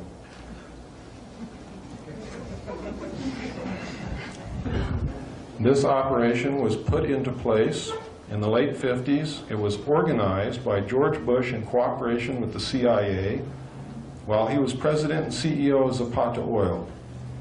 Their plan was to bring the drugs in from Central and South America to the offshore oil platforms of Zapata Oil, from there to bring them into the United States by the normal crew conveyance and helicopters. Therefore, they would not have to undergo inspection by custom officials or law enforcement agencies of any kind. And it's been going on ever since. Today, the drugs do not enter this country by the little planes that they would have you believe on the 6 o'clock news, nor by the little boats that they say are speeding across the Caribbean. The Coast Guard, ladies and gentlemen, and the United States Navy are not inept. Every aircraft that approaches the borders of this country from any direction is monitored minute by minute by the North American Air Defense Command. The drugs, ladies and gentlemen, are brought into this country on CIA proprietary contract aircraft and military aircraft, and land on CIA facilities in the United States and on military air bases, and Homestead Air Force Base is one of those bases where those planes land. Recently, Colonel James Bogreitz, in the last few years, went to the Golden Triangle area to try to bring back American prisoners of war who we know are still being held. We've always known it. The government has known it. They have misused the Office of Prisoner of War Accountability to transact these drug deals. So they don't want the prisoners of war to come home. Well, we didn't know that until Bogreitz went over there and talked to a gentleman by the name of General Cooper, who is the drug overlord of the Golden Triangle. I've talked extensively with Colonel Greitz about this. I have all of his information.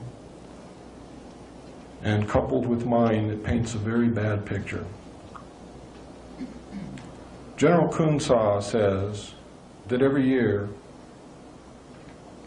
government agents, high-level government agents, are purchasing 800 tons of pure heroin and shipping it into this country from him.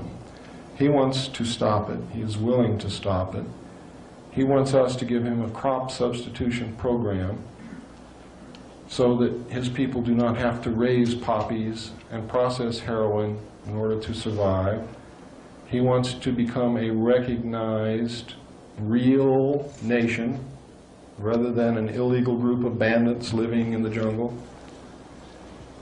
And George Bush and the United States government says there is no interest in doing that here.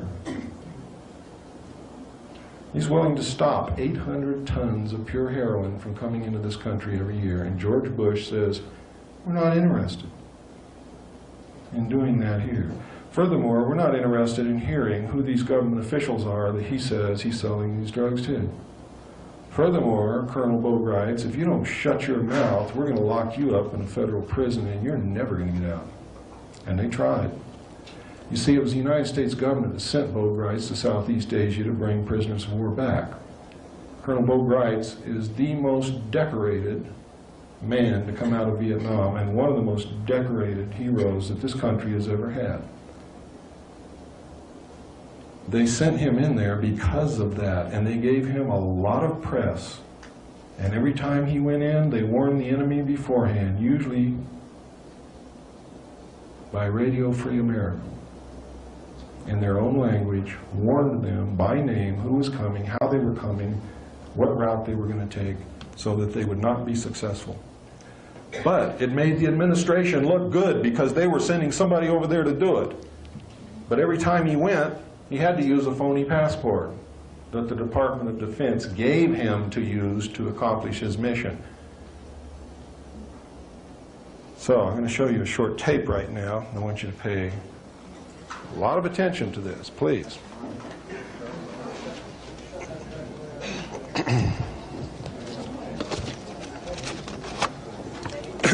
We have the lights dim.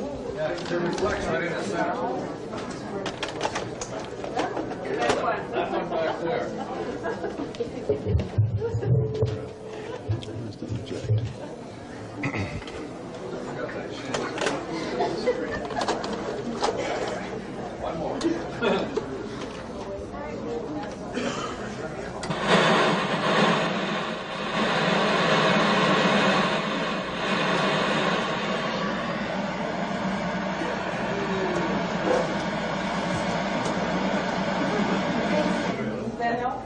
On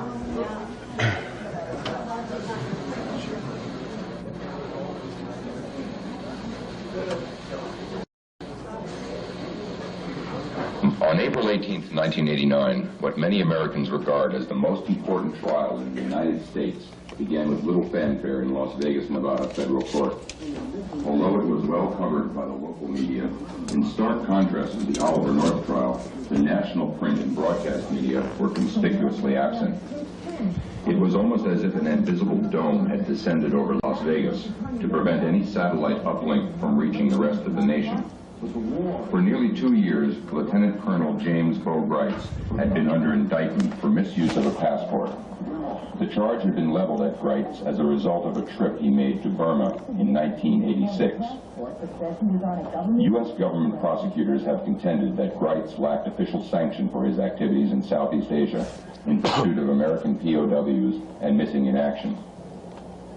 Grites, one of the most highly decorated Green Beret commanders of the Vietnam era, has countered that he has been so charged in order to shut him up about his discovery in the Golden Triangle headquarters of General Kun Sa that high-level U.S. officials and intelligence operatives have been actively involved in massive drug smuggling for over 20 years. The final support was controlled given by Richard Armitage Crew, federal agency in Vietnam at the time.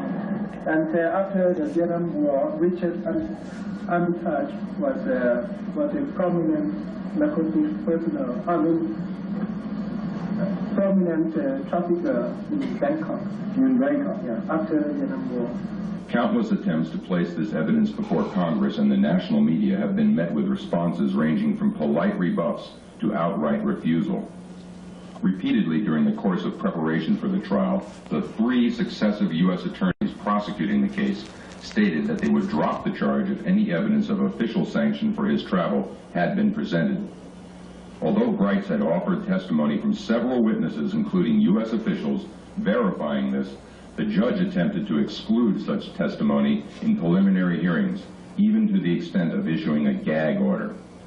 To most knowledgeable observers of the case, it had become very clear by the start of the trial that this was indeed an official effort directed at the highest levels of the U.S. government to railroad Grites. We think that Bo Grites is right, and that these charges against him are unjust. He's a great American hero. The government says this case isn't about politics or foreign policy, but Grites and his attorneys are trying to prove otherwise. I'm glad to get some facts before the public. It's not me on trial here. It's the government and their drug smuggling, and it's the prisoner of war issue. And it's been me who's been wanting to get this thing over with. During opening arguments, Grites' attorney, Lamont Mills, told the jury he won't dispute the government's charges. Mills admits Grites did use a false passport when he returned to the country in late 1986, but he says the real story is why he did it. Grites maintains the government sent him to Southeast Asia on a mission to find POWs, but the White House and the Pentagon deny any involvement. I wanted to go to trial because this story needs to be told. I felt through a jury trial, a public trial, that the plight of the prisoners of war might be focused upon, and government involvement in drug smuggling to promote covert operations that Congress will not approve of should be focused upon. The U.S. attorney says the case is not about politics, but about the simple misuse of a passport. Hey, look, I got better things to do than prosecute beer can commandos. I can promise you that. What's your reaction to the government calling you a beer can commando? Tonight. And I'm proud of it, one uniform of the United States. And anyone that say that, obviously, can't say the same. Former Green Beret Bo Grites has been acquitted on charges of using a phony passport. In federal court this morning, Judge Philip Flo said he had no choice but to toss out the case. He says the government charged Grites under the wrong statute. Former Green Beret is 3 men tonight. The federal judge has thrown out a felony passport charge against him. Federal Judge Phil Flo dismissed the case against Grites today, saying the government simply brought the wrong charge. Grice says he's pleased with the judge's decision, but that he still has a story to tell about what's going on in Southeast Asia. It's not over until the prisoners of war are home. It's not over until Richard Armitage is investigated and this government drug business is exposed. It's sweet and sour. No one likes to win a victory because the enemy fouls out. You don't even get a chance to take the field. According to the judge, we made a mistake. We should have charged a different statute. They were trying to say the case that they got watched, all right? And we know it, and we got him on it.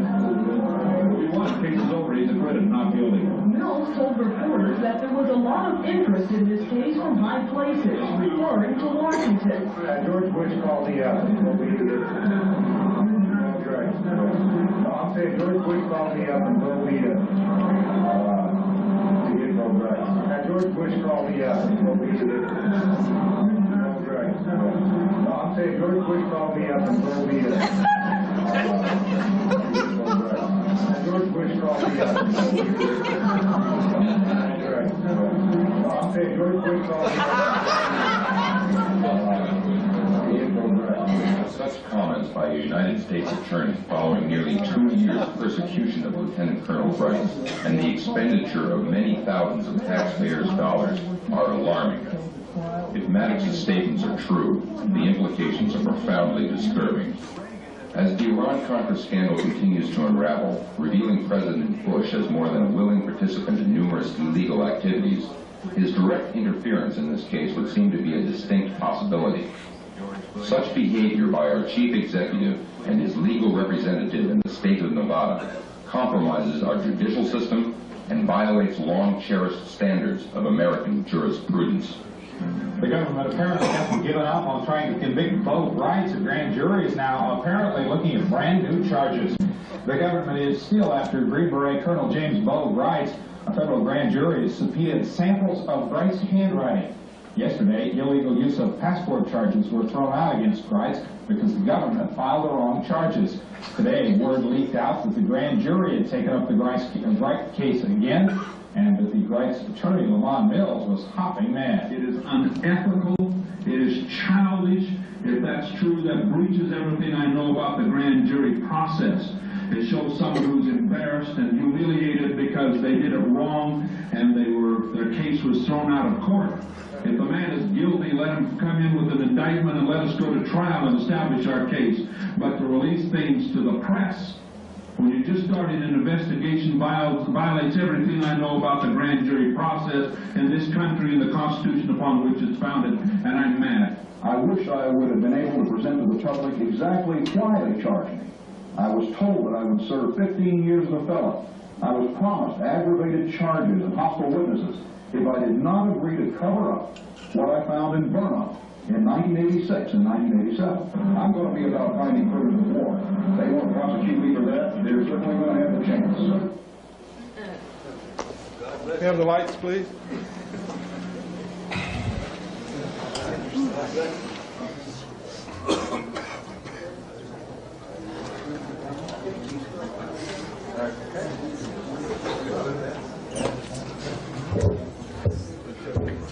I think I missed some. What was it the federal prosecutor said on the courthouse steps?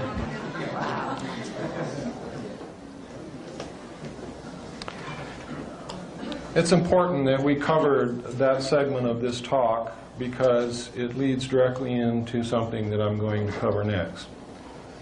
The purpose of the importation and sale of illegal drugs to the American people was to finance the alien-connected projects and other black projects which they knew they could not take to Congress for funding. For two reasons. One, everything they were doing was illegal under the Constitution, and Congress could not, in all ethical and moral standards, approve those projects or approve funding. The second reason was they believed, and with some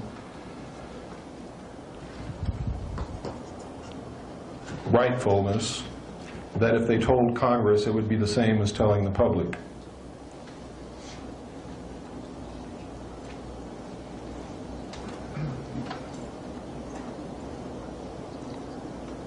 What happened next, a few years later, is of profound significance.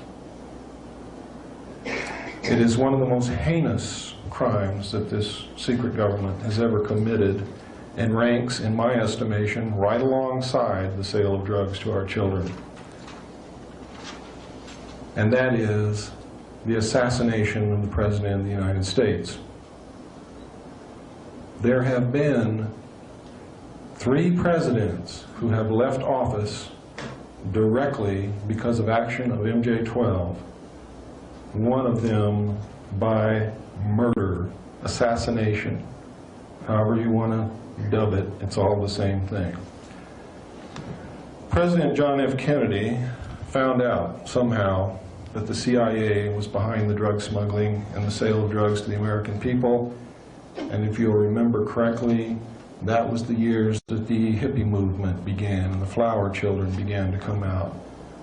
And they were looking for answers because they were disillusioned. And one of the answers where they found solace was drugs. And President Kennedy was a very idealistic man.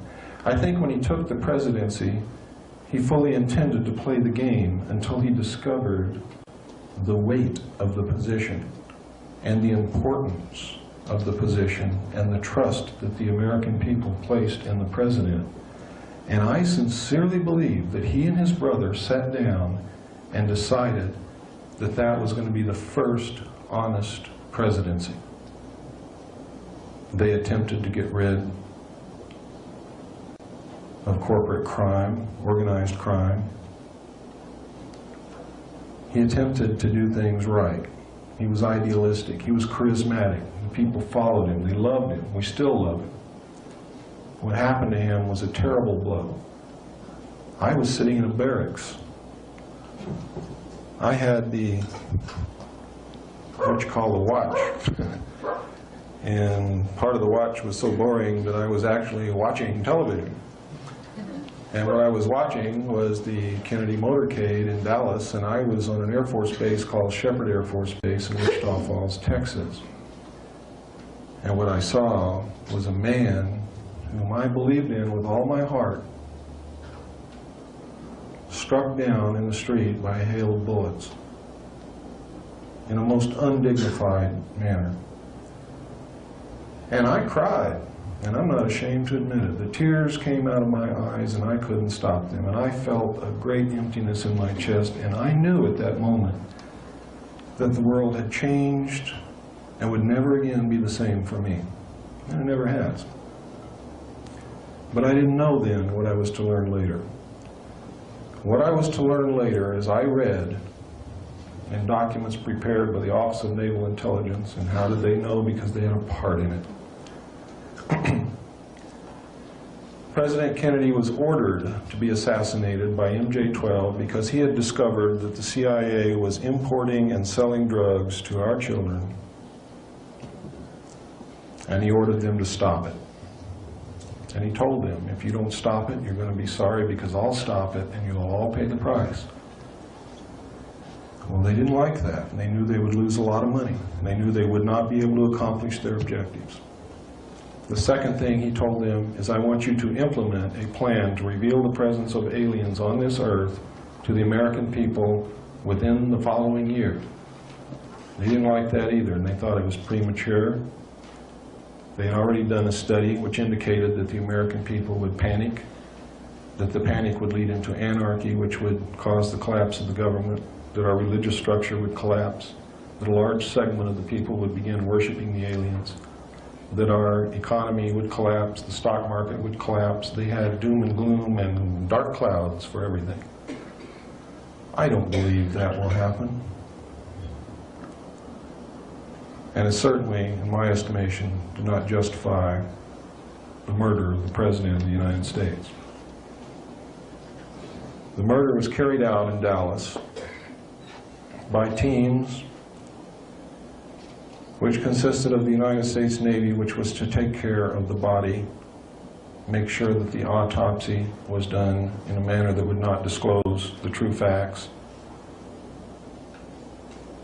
The body was kept under surveillance and custody of the United States Navy the whole time, was taken to a naval hospital. Most of these people involved were attached to naval intelligence. It involved Division 5 of the FBI, who was training people, assassination teams, to go into Cuba and assassinate Fidel Castro. It involved the Secret Service and the CIA.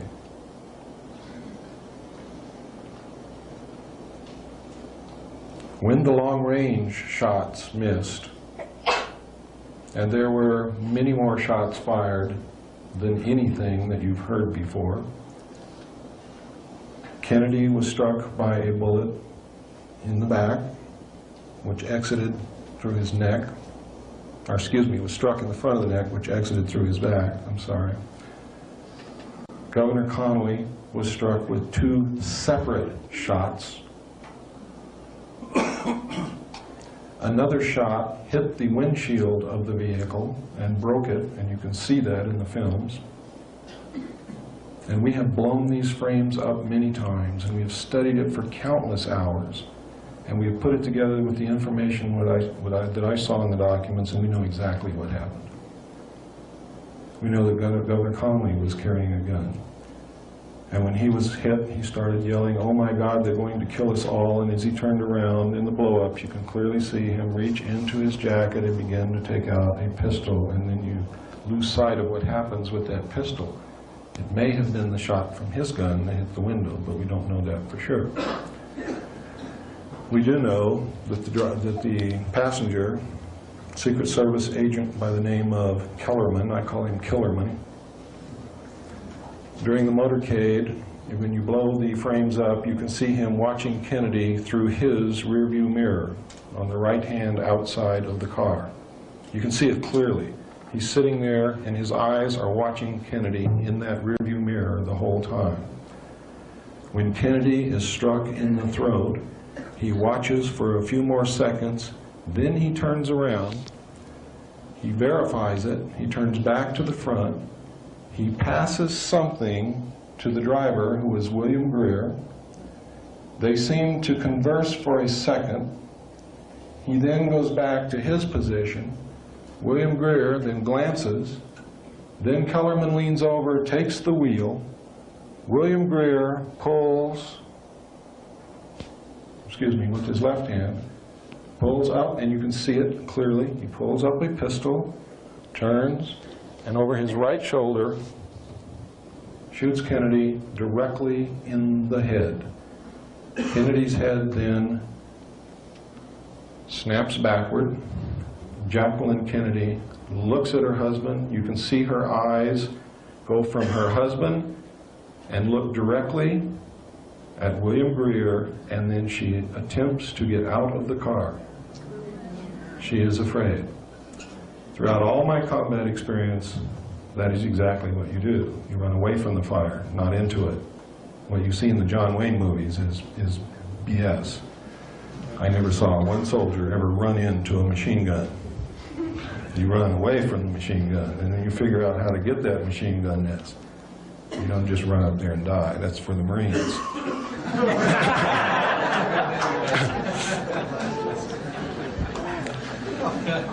If there are any ex-Marines in the crowd, I certainly do not intend to slight you. The Marines are probably one of the bravest group of men that we have in this country. However, how they ever get the courage to get out of a small boat and run up on a beach and die so that someone else can run up behind them and lay down and use that body for cover, I will never know. But they do it, and that's to their credit, because we wouldn't be free if they didn't. But anyway, that's what prompted that remark. I've seen this happen, and it amazes me.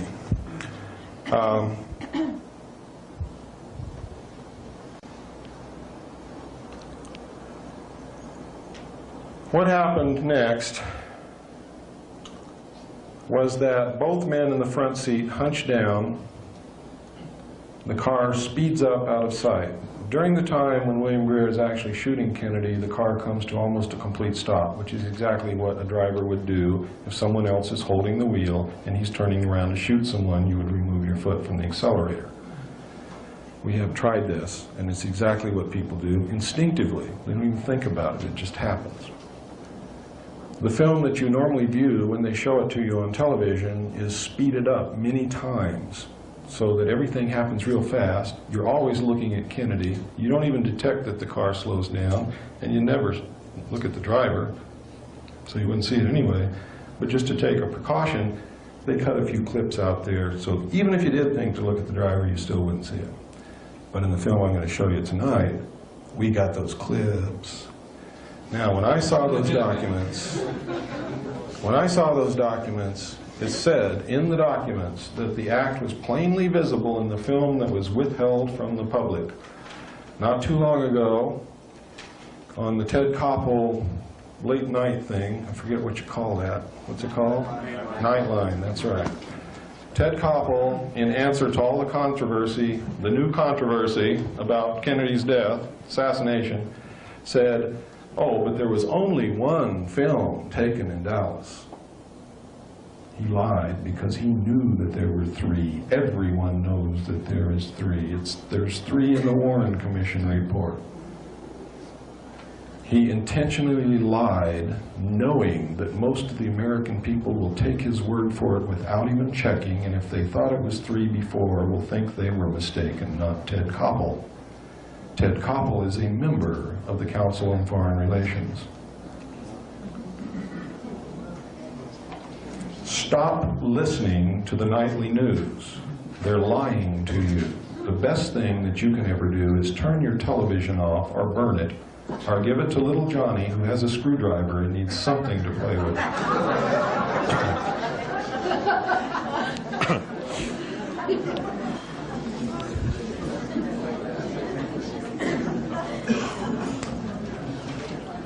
What happened next is they took the body to Parkland Hospital in Dallas.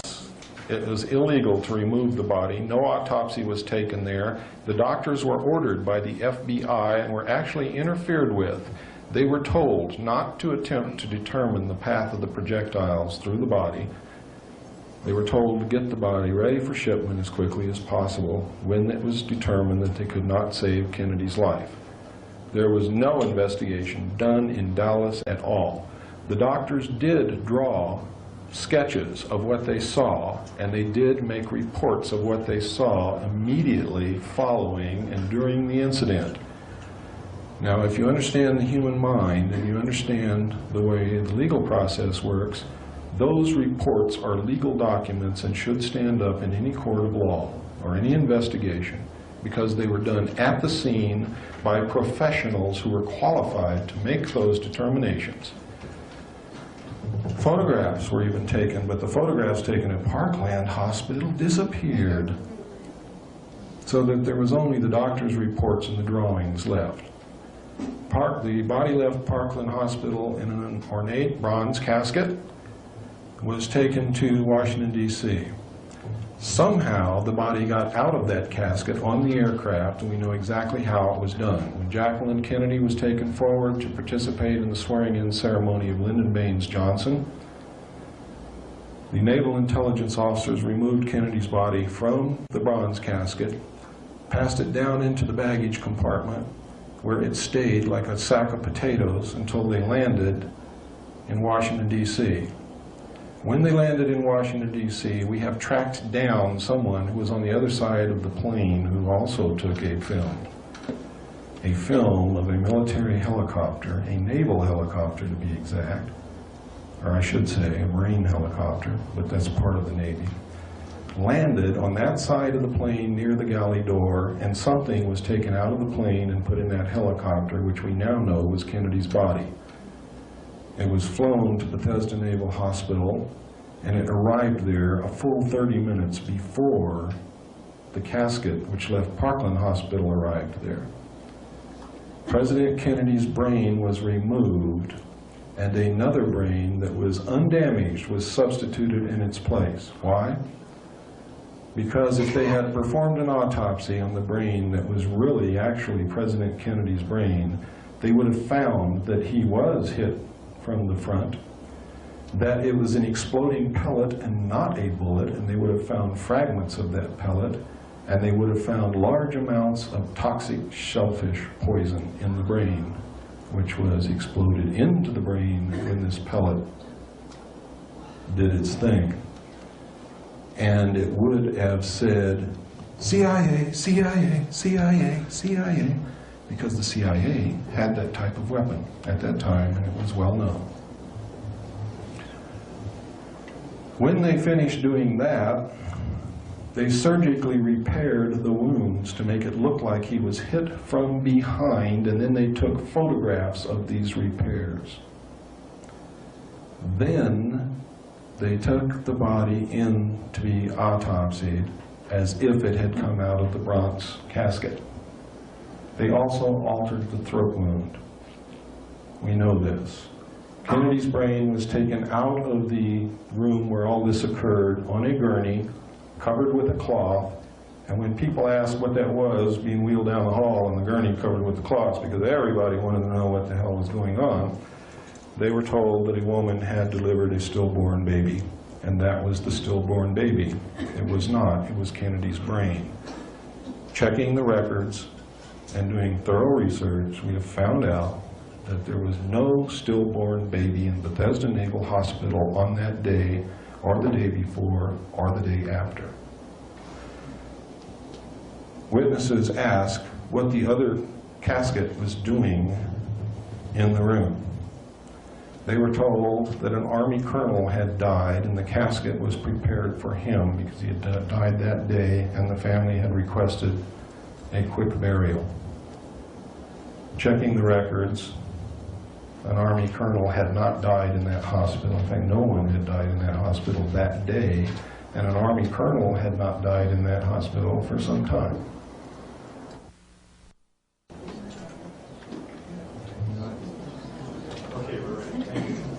I don't hold much hope for William Greer talking, but I want him to talk. I don't want him killed. I want that man to talk. I want him to become a man and talk. I want the rest of these so-called men and patriots in our government to become real men and real patriots and start talking. Because right now, I'm going to tell it in front of you, I'll tell it in front of the world, I'll tell it in front of the government. Our top military commanders are cowards and they are traitors. The men who represent us are cowards and traitors, and they're all afraid to talk. They're scared to death to talk. They'll let the country go down the tubes before they'll stand up and do what a man should do. And what our history demands that any man who calls himself a patriot do. Stand up and talk and tell the truth. And I'm going to continue, and I'm going to ask that you continue with some of the things that I'm going to ask you to do tonight when you leave here, over the next few days and into the next year. I'm going to ask you to continue until we clean up this government, until it gets back to a government of, for, and by the people.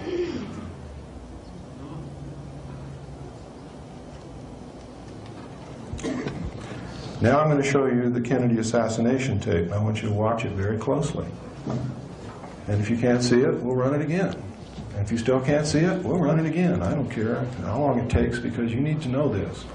You need to know who killed your president, and you need to know why. And you need to be incensed, you need to be outraged, you need to know that you have the power to do something about it, and then you've got to do it. You have to do it. And I'm going to give you this challenge. If you can't do it, you ought to go live in another country.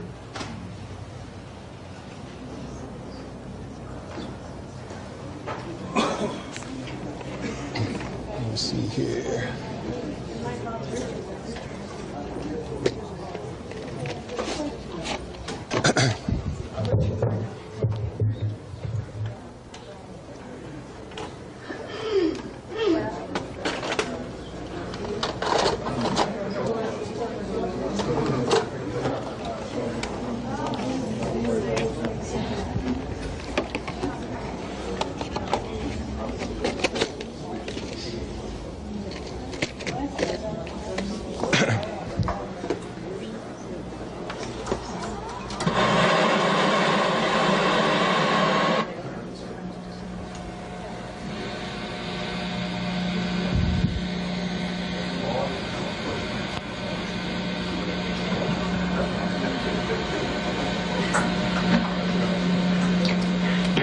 75 years ago, the people of the United States and the world were shattered by the impact of an assassin's bullet upon the helpless, unsuspecting young President of the United States, John Fitzgerald Kennedy. Watch the driver, not Kennedy! Bullets has penetrated deeply into the body and soul of America, destroying the very lives of thousands and the heart and trust and political will of literally millions.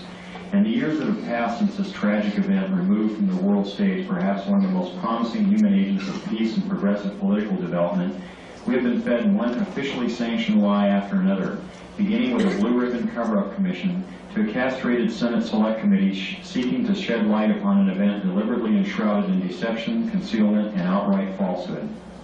25 years is long enough. It is time the truth was finally told, in the earnest hope that it will truly set us free of the murderers who pose as our protectors. What we're observing here is the motorcade in Dallas on November 22nd, 1963. As the presidential car passes behind the freeway sign, President Kennedy is struck in the throat by a bullet that was fired from the grassy knoll. As he's grasping his throat, John Connolly is turning around to his right. He at that point is struck. You notice the passenger of the car turning back to see what has happened to the president. As he turns back to the front, the driver of the car turns with his left arm over his right shoulder with a pistol and fires. You see the 45 caliber nickel-plated automatic weapon in his left hand. He's firing over his right shoulder. You see it in relief. You see his head pointing backwards towards the president.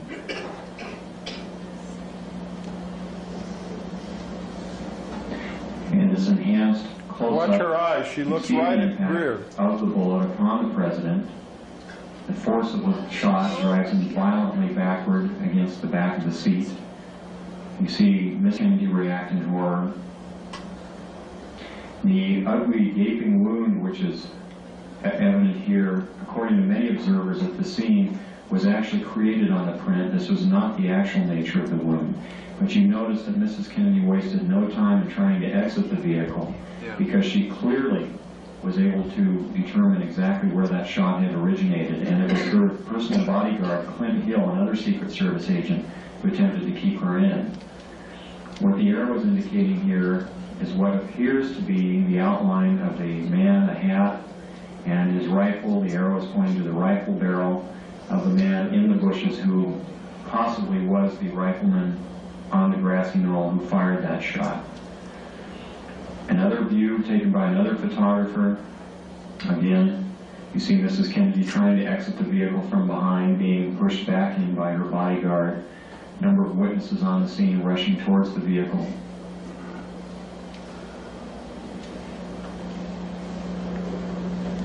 This section, the man standing on the far right of the wall there is Abraham Zapruder, the photographer who took the original photos. The arrow here is indicating what was very likely the rifleman on the grassy knoll, the man who fired the shot which penetrated Kennedy's throat from the front, not from behind as the Warren Commission would have you believe.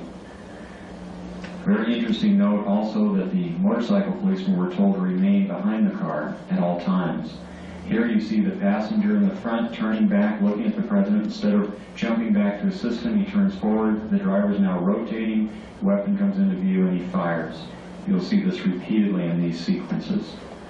Kennedy's been shot in the throat. He's leaning to his left. The driver now begins to rotate. His left arm comes over his right shoulder and he fires now. Again, you see the driver rotate. You see the weapon come into view.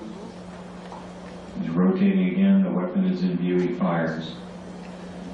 You can clearly see his head turning and his arm and the weapon extending into view over his right shoulder.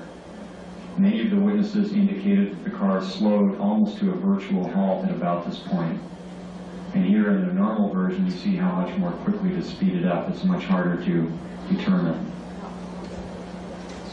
Many of the people who asked the question, why Jackie Kennedy?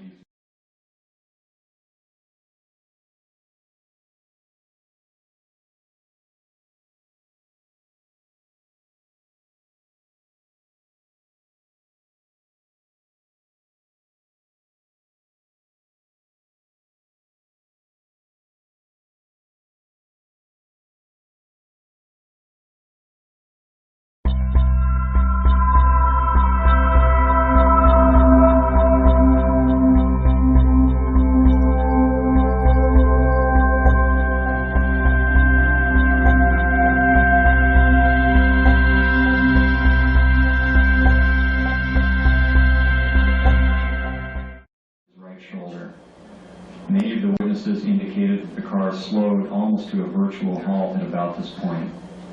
And here in the normal version, you see how much more quickly to speed it up. It's much harder to determine.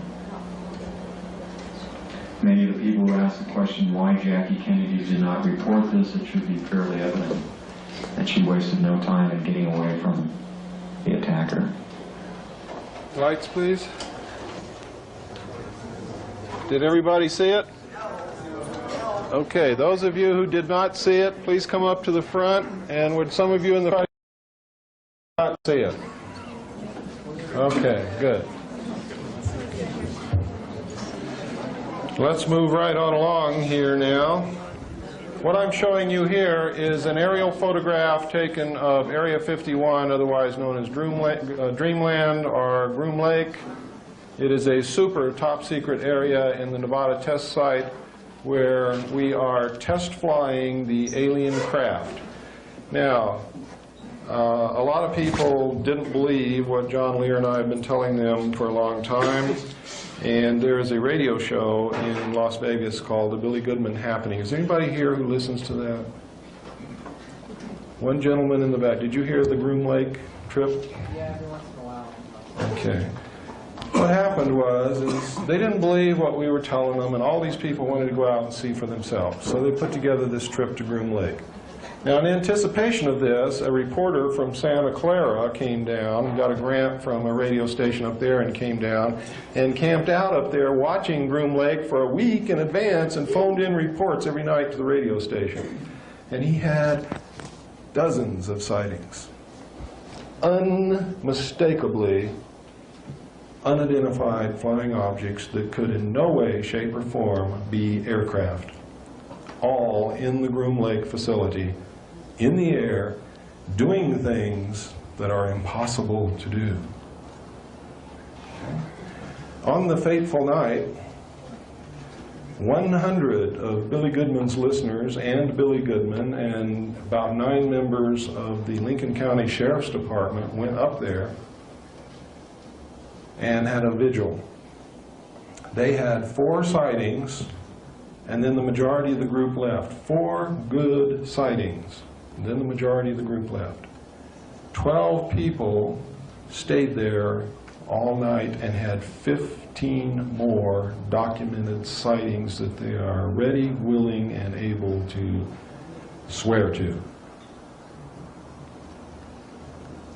So, you can do with that piece of information whatever you wish.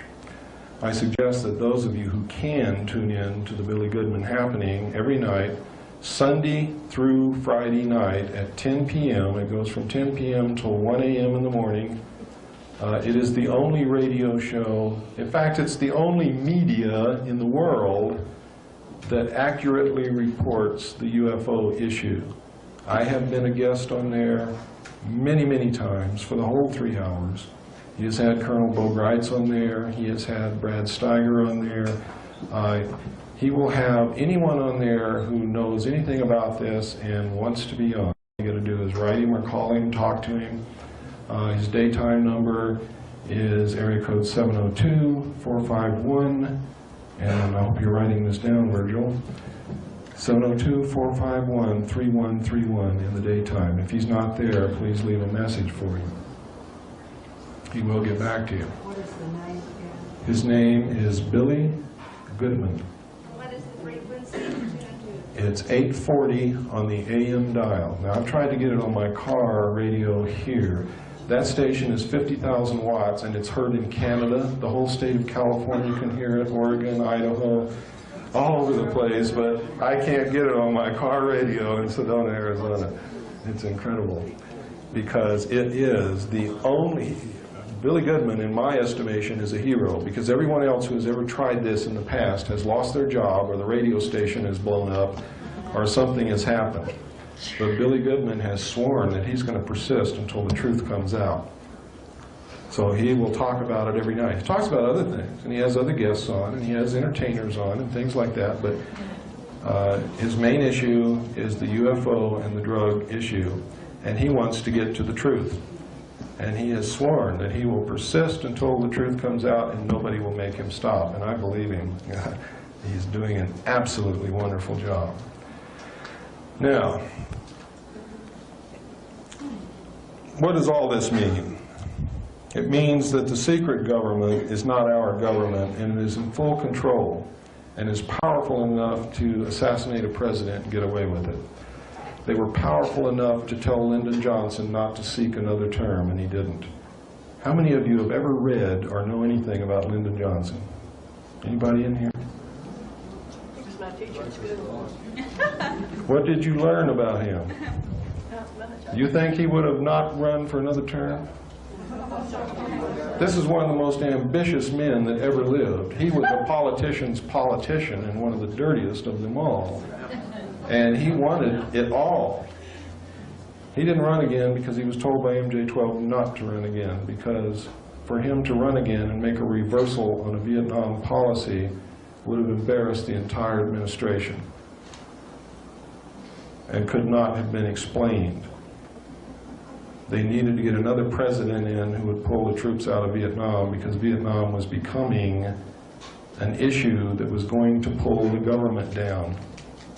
And Johnson was for finishing the war, not pulling out. President Nixon was forced to resign. The Watergate incident was created. Deep Throat was not one person, it was 3 people. The Washington Post is owned, and the editors all belong to the Council on Foreign Relations. Now, I don't mean owned by the Council on Foreign Relations as a body. It's owned by members of the Council on Foreign Relations. If you think that Bernstein and Woodward broke that story all on their own and their persistence, you better think again. They were led through that by their nose. Nixon was forced to resign. Nixon did something wrong. Did several things wrong. One, he opened up China. China had been isolated intentionally by the Soviet Union and the United States to prevent them from reaching a level of technology that would increase the pollution in the atmosphere and in the water of the earth. He did some other things, too, that they weren't too fond of.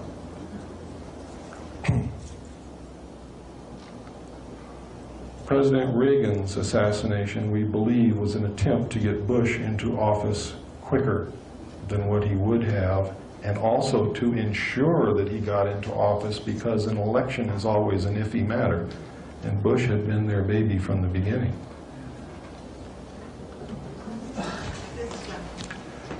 What can we do about this? Let me tell you what we can do about it. I think we misunderstood something. What? Say Reagan's assassination? No, attempted assassination. Reagan, the attempted assassination on Reagan. Well, we might have missed something. I mean, he really wasn't alive for the last couple of years, was he?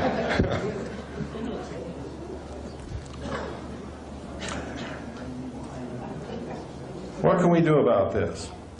It's very simple. This secret government may have control of the executive branch, but I guarantee you, ladies and gentlemen, you have control of the Congress, the senators and the House of Representatives, because you're the ones who elect them, and you're the ones who can unelect them. You can impeach them. You can investigate their background and dig up all the dirt that lies behind every single human being that ever lived. And if you think that's not true, I'll prove it to you. I'll never tell anybody what I find, but I'll dig in your background and find something that would really embarrass you in the front pages of the papers. Because none of us are really without sin. So you can get those guys if you want to. You can play the same games they play.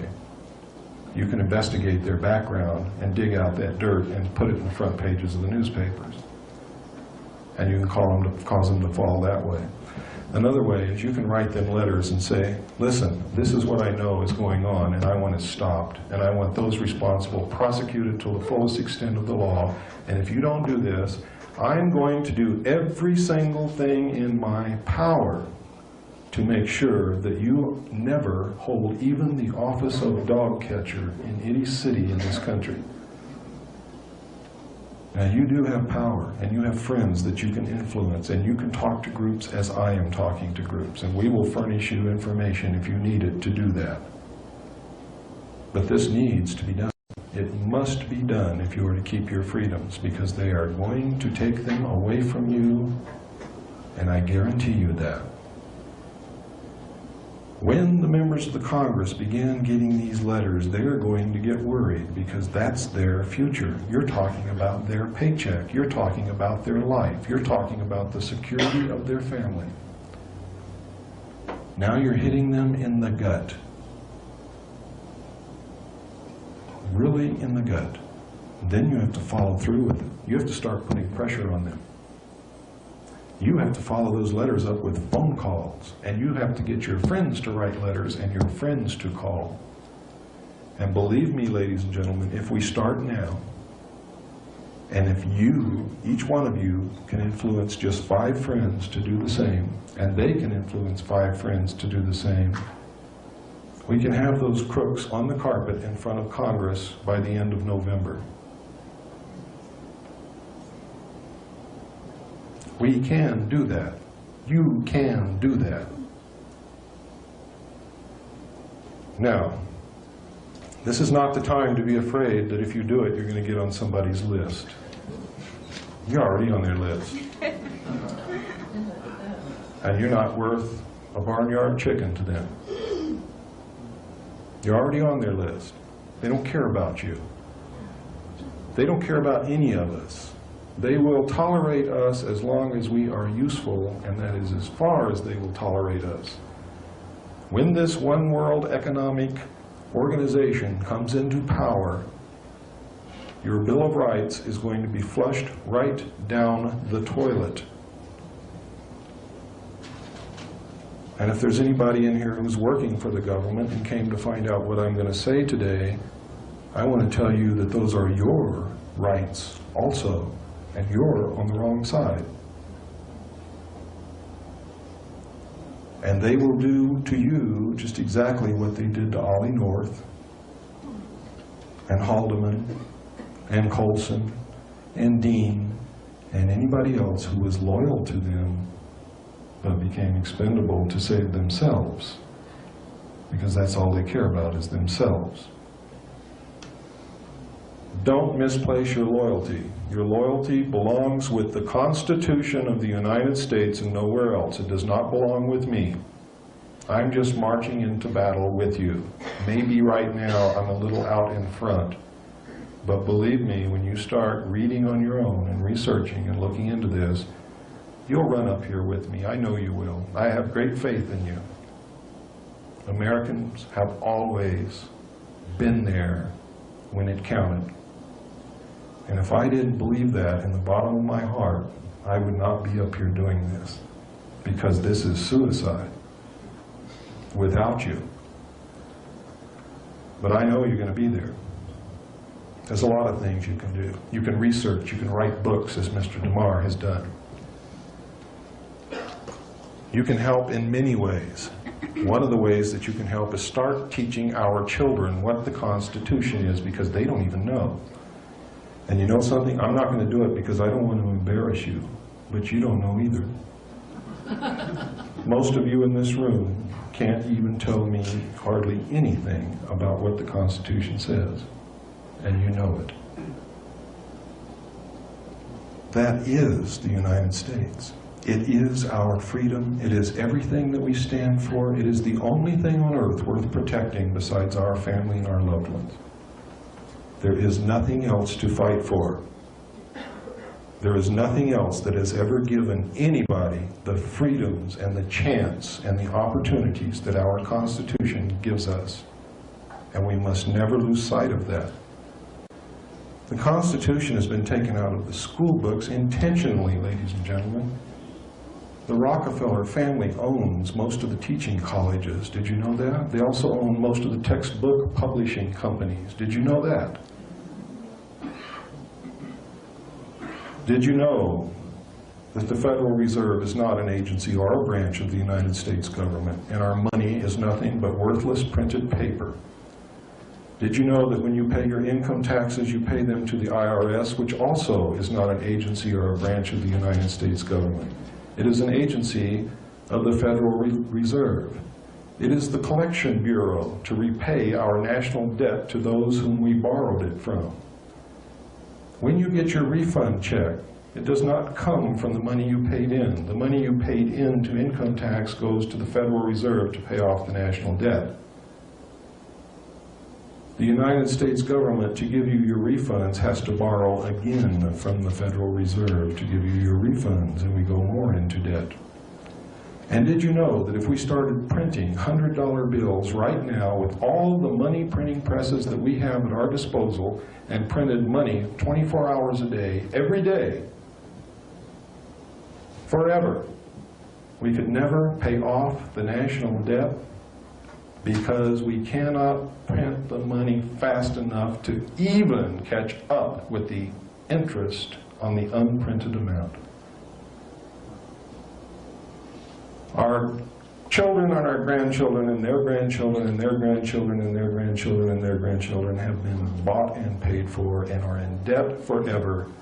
And our nation is owned by the European banking interest who own the majority of the stock in the Federal Reserve. We have been asleep at the wheel, and we are teetering now on the brink of a cliff. And one wrong move, we will go over that brink. But if we very carefully get out of this car and pull it back away from the edge of the cliff and get it back on a straight course to our destination, the true destination that we should be headed for, which is peace and posterity and safety and security and love and happiness, then we can survive. But as I said before, I cannot do it for you. I will march as far as I can until they strike me down. You've got to catch up with me. You've got to be with me, all of you, every one of you. If you go home and sit and think the rest of it will do it for you, then there may be somebody else sitting, thinking the same thing, and somebody else, and somebody else. And we might end up with everybody thinking that somebody else is going to do it for them.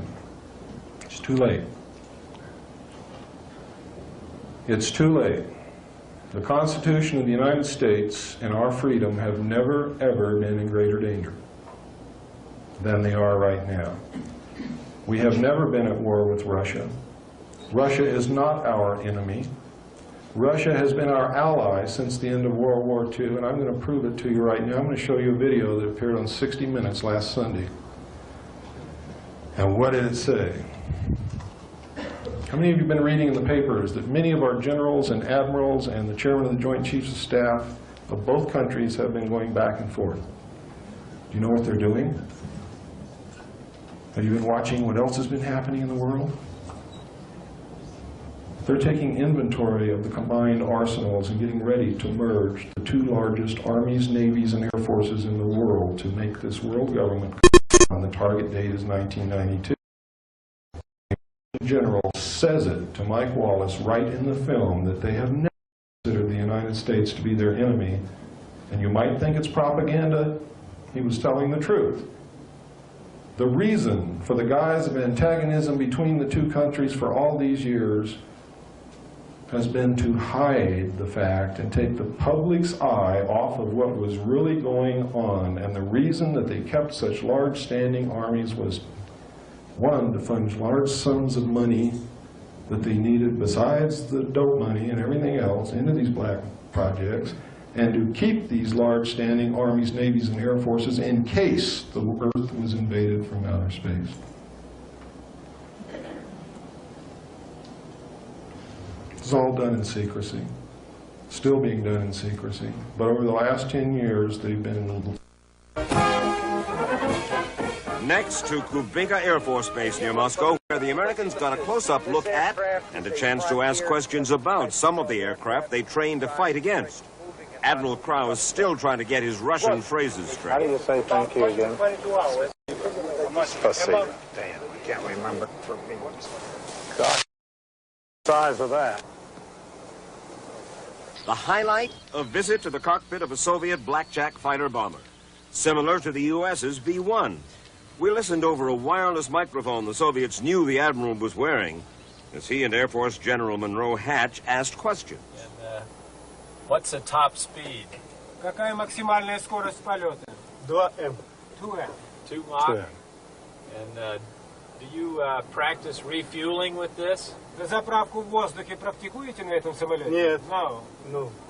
What do you think, Monroe? It's impressive. How many cruise missiles does it carry? 12 крылатых ракет. 12 welcome. 12.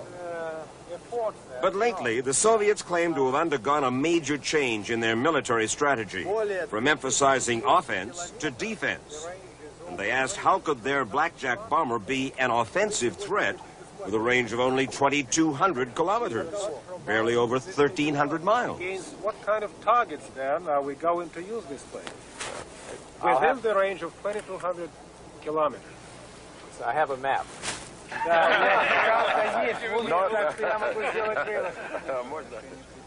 Then General Mosayev made a remarkable statement. We have never regarded the United States as the enemy of the Soviet Union. And we do not regard any possible scenario which would involve unleashing a conventional warfare or nuclear warfare, the most so against the United States. You and I are literally members of a transitional generation, tasked at this moment to re-examine the way our two societies have thought. Telling you the truth. How many of you saw the end of the Olympic Games in Los Angeles? Anybody? Anybody see it on TV or videotape or on the news? This incredible event, the most beautiful, authentic-looking UFO you ever saw, came down out of the sky and landed right in the middle of the stadium. It was awe-inspiring. It was beautiful. The crowd went wild. It was shining down the blue beams of light exactly as the abductees described them. It was an exact copy of the real thing. It was sponsored by Levi Strauss. How many of you saw the Levi Strauss Dr. Slacks commercial recently? Where the guy runs in and says, "Hey, guess what, gang?" He's got on Dr. Slacks. "America is hosting EBs." And the guy says, "EBs? What's EBs?" EBs are extraterrestrial biological entities, and America is hosting EBs. And everybody says, "EBs, GBs." He told us the truth, but we laugh at it. Not too long ago, Gumby on Saturday morning, your kid was sitting there and you thought he was watching good television. Gumby was abducted, implanted, and returned. And the little boy said, "I wish they'd do that to me." What do you think they're preparing those kids for? What else have you been seeing on TV? Alien Nation, who, by the way, look exactly like the group of aliens designated the Orange. How about War of the Worlds, which plays out the reality of John Lear's Lear hypothesis? What do you think is happening with ET, with V, which is telling us that maybe we may have to resist in just this manner if it ever turns out that one of these guys are bad guys? And what happens in V? The bad guys back a one-world government that takes over the world. And the world thinks it's wonderful, don't they?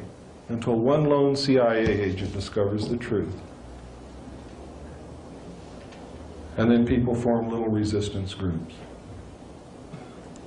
Well, gang, let's form them before it happens. Let's don't wait till it happens. Let's do it now. Let's prevent it. Okay?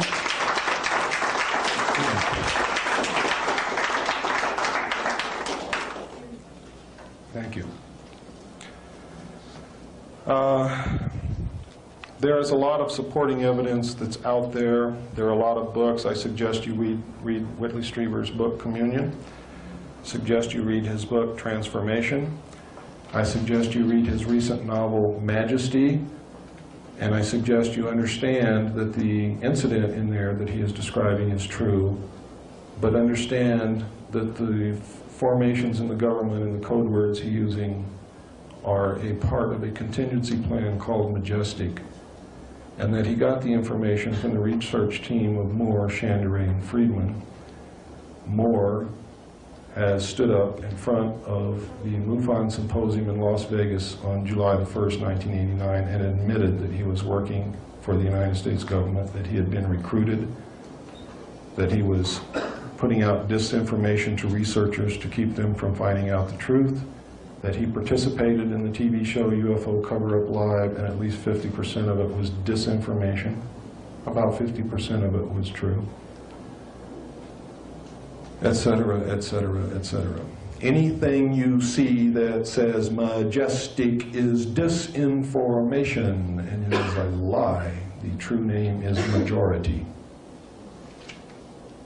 Majority 12, Operation Majority. There is an agency called the Majority Agency for Joint Intelligence. Let me see if I got any other goodies to show you, and then I'll say a few final words to wrap it up. I think I do have some things that you might like to see.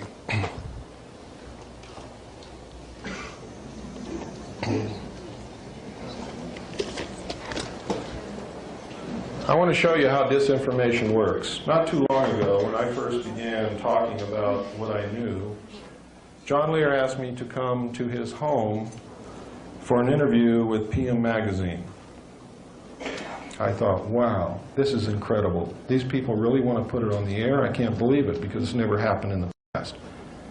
You see, there's always been an intense campaign of denial, ridicule, debunking, and character assassination. So I went there in all good faith, and John Lear and I, knowing what had happened to people in the past, took the producer and the camera crew aside, and we said, listen, this was about 8 o'clock in the morning. We said, listen, we'll do this provided one thing, that you submit to a complete briefing by each one of us on everything that we know and all the documents that we possess and the videotapes and the maps that we will show you and the letters that we have from officials of the government admitting that this is true, etc., etc., etc.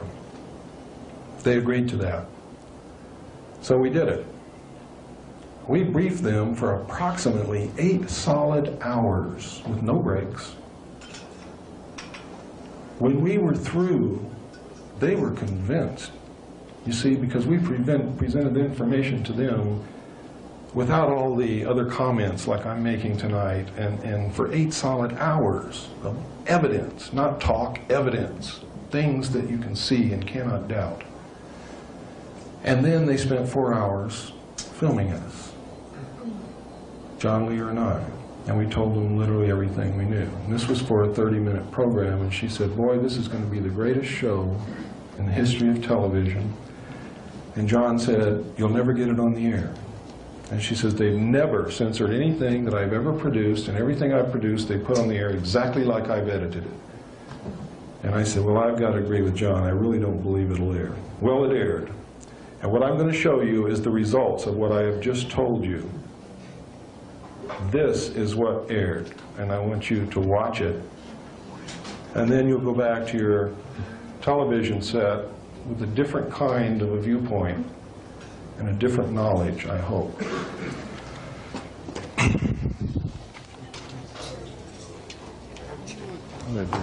Here it is.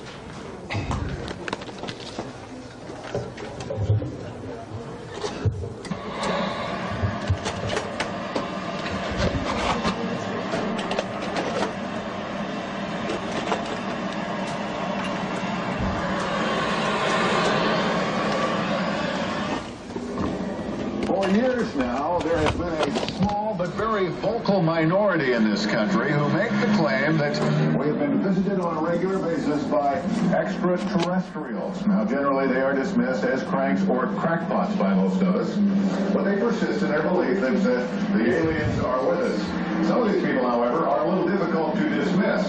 Men like John Lear, who you will meet tonight. John says that he has had government connections in the past, and that the government trying to discredit him because it's all part of a giant cover-up. People are being abducted.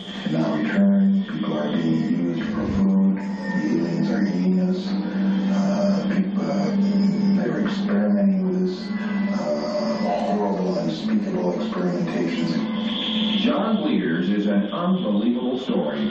He's certain that we have been invaded by an alien culture, that they are experimenting on us, and that the U.S. government knows about it. In fact, it's their most guarded, top secret. It all began on a hot July night in 1947, when, according to Lear and others, an alien craft crashed on a remote ranch near Roswell, New Mexico.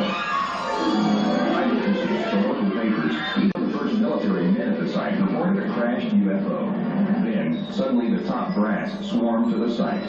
Witnesses were sworn to secrecy, and every speck of debris was literally vacuumed from the dusty desert floor. A news story was issued. It, said military officials, was nothing more than a crashed weather balloon.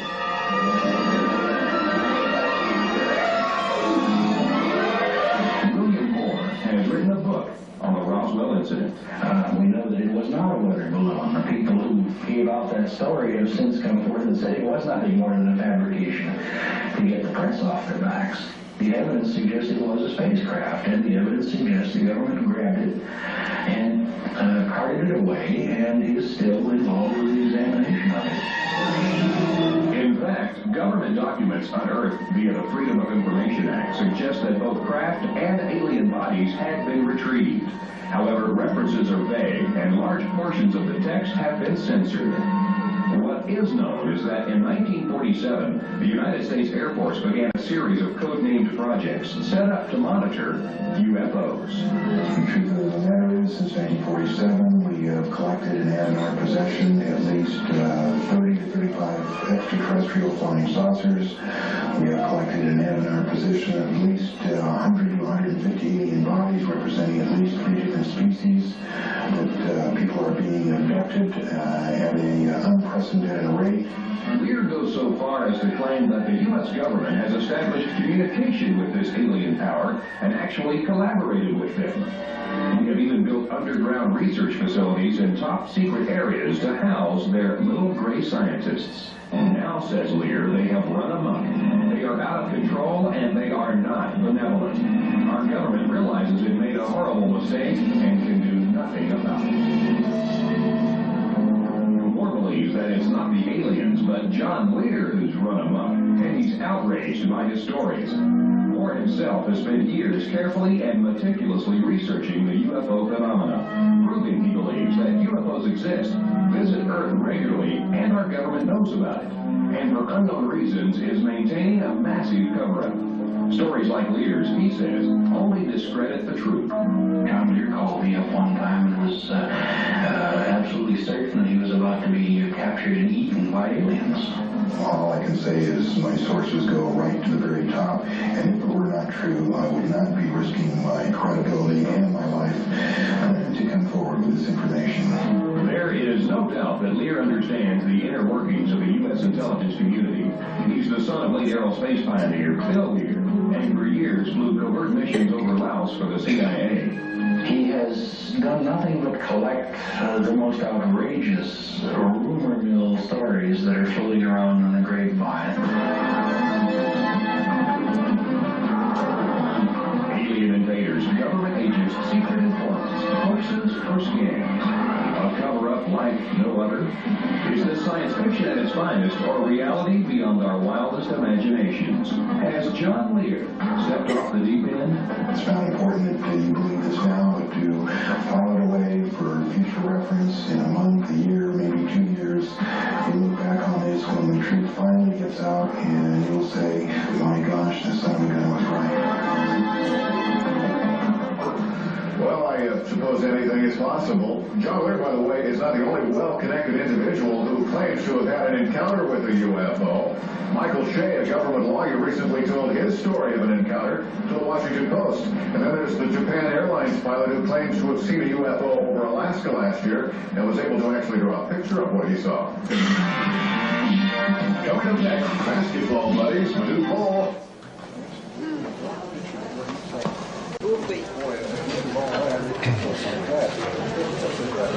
Now, the reason you only saw John Lear and not me is John Lear got all of his information secondhand from his contacts, where I was a first-hand participatory witness.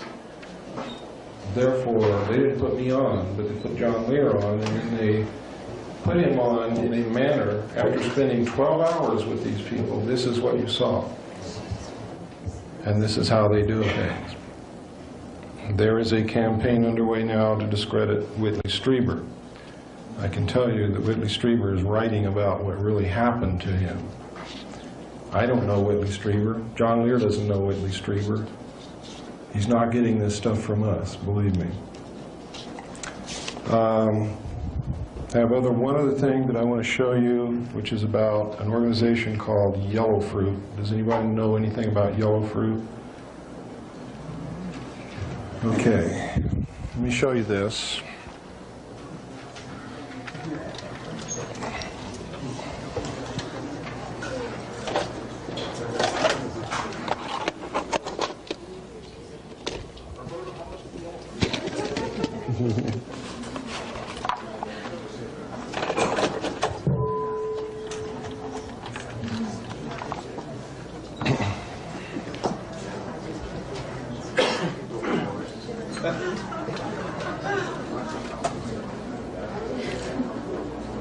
And he said, they're not in my league.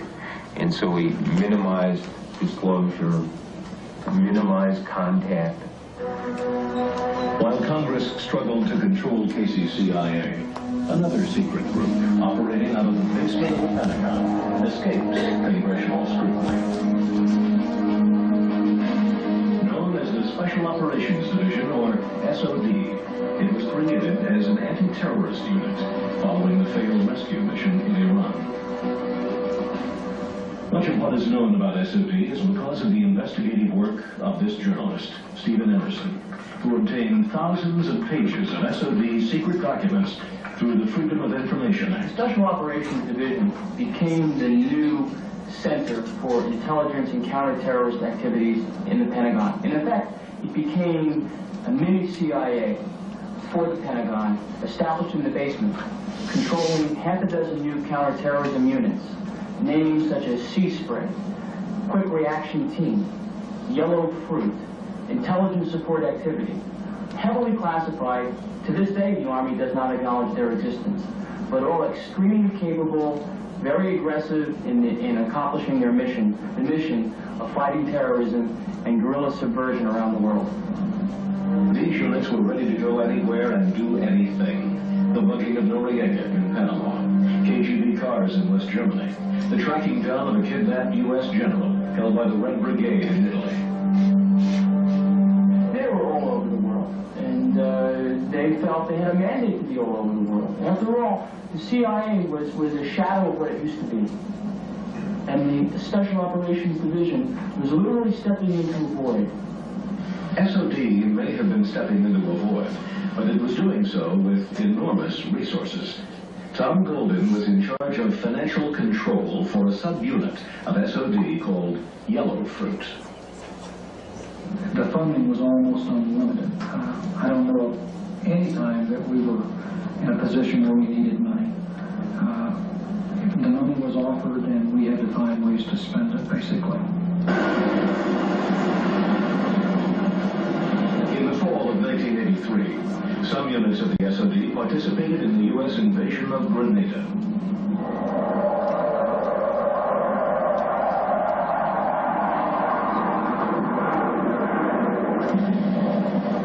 By then, the secret team's existence was known to National Security Council staffer Oliver North. It is believed that North, who worked closely with CIA Director Casey, quickly recognized how useful this super-secret group could be to the CIA in Central America. The SOD, located in the basement of the Pentagon, could be used to circumvent the legislative requirement that all covert operations be reported to Congress. Thus, the SOD could become a convenient vehicle to be used by the agency to conduct operations which it couldn't get approved, or in funding operations for which it had no money, like support for the Contras in Nicaragua. One of the most severe and scandalous projects ever embarked upon the U.S. military was a project called Yellow Fruit. was a backdoor CIA effort to aid the Contras in Central America and to perform other operations that Congress never would have supported. And the CIA saw Yellow Fruit and the Special Operations Division as a magical fountain of support with unlimited money, unlimited weapons, black money, black tape transportation capability. Basically, another CIA without any of the reporting quote problems that had triggered the problems of the late 1970s.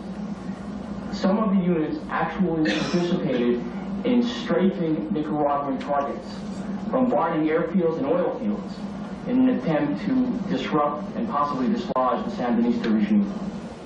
But Tom Golden blew the whistle on Operation Yellow Fruit.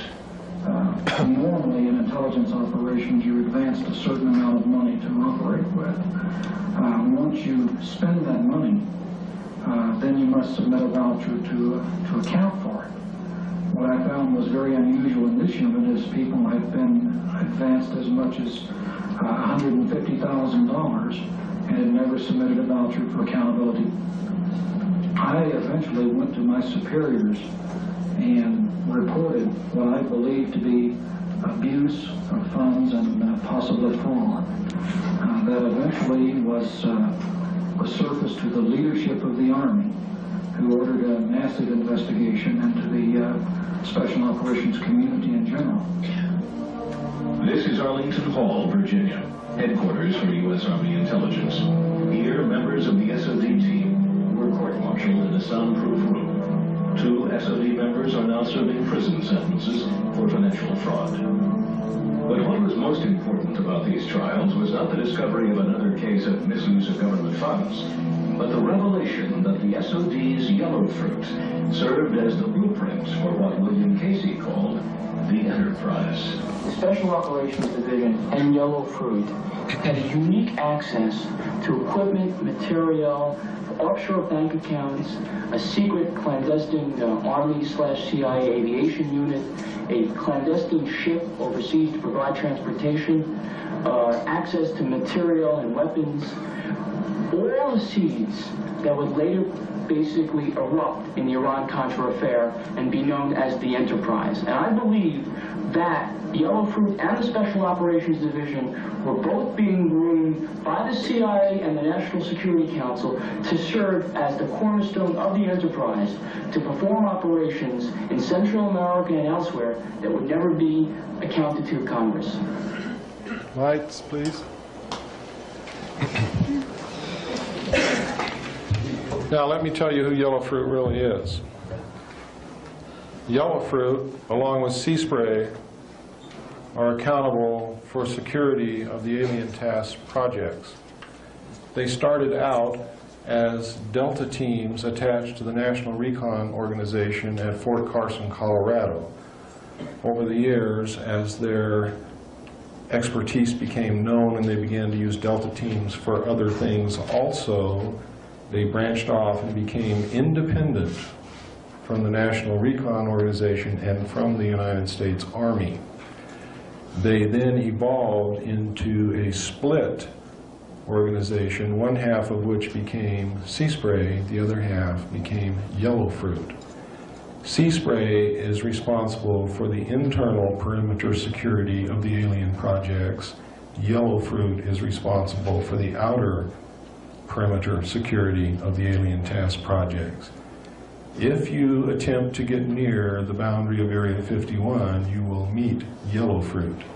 They will intimidate you, they will scare you, they will flash guns in your face on public land where you have every right to be, and most people will go away, which is the prudent thing to do. Now, if you get to the boundary of Area 51 and put 1 foot across, you are now the property of Sea Spray. And no one who sees Sea Spray ever sees anyone else.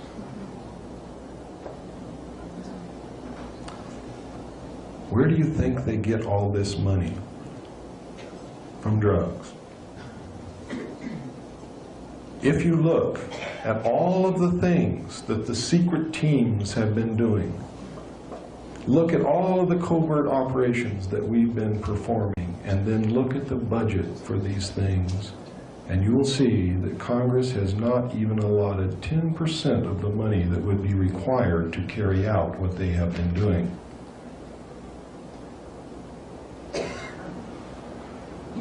In the words of John Lear, whom I consider to be one of the greatest patriots in this country, wake up, America, you've been had. Thank you, ladies and gentlemen.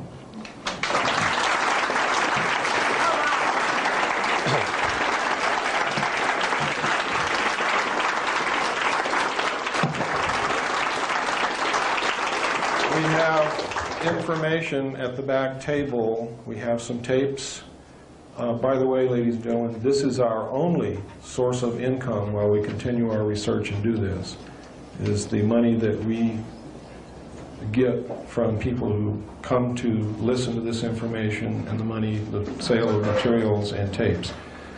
When possible, when we have the extra money, we do make tapes which we give out to people for free with the stipulation that they never charge anyone for tapes and that they make at least 5 and pass them on to other people. If you purchase a tape from us, we want you to make copies and give them free to other people. If you purchase documents from us, we want you to copy those documents and give them free to other people. But we need your help. If you can afford it, please get the information. There's bibliography is attached to the documents. To the tapes, there's not. I want you to go research this material yourself. Start reading. Start looking into it. Don't believe what I'm telling you until you find evidence to support it in your own research. Then act. Do we still have some free tapes back there, Stan? There's still some free tapes. I don't know how many. We've given out most of them already. We have 5 left. Okay. Also, anybody who wants to order a videotape of what happened tonight, who do they see? Who do they see to order tapes? Oh, Stan. See Mr. Barrington. Put in the card, make a check out, Okay. and give it to Stan. Right at that. How much? It's right on the card. $24.95 for video, $10 for audio. Who do you make the check payable to? William Cooper.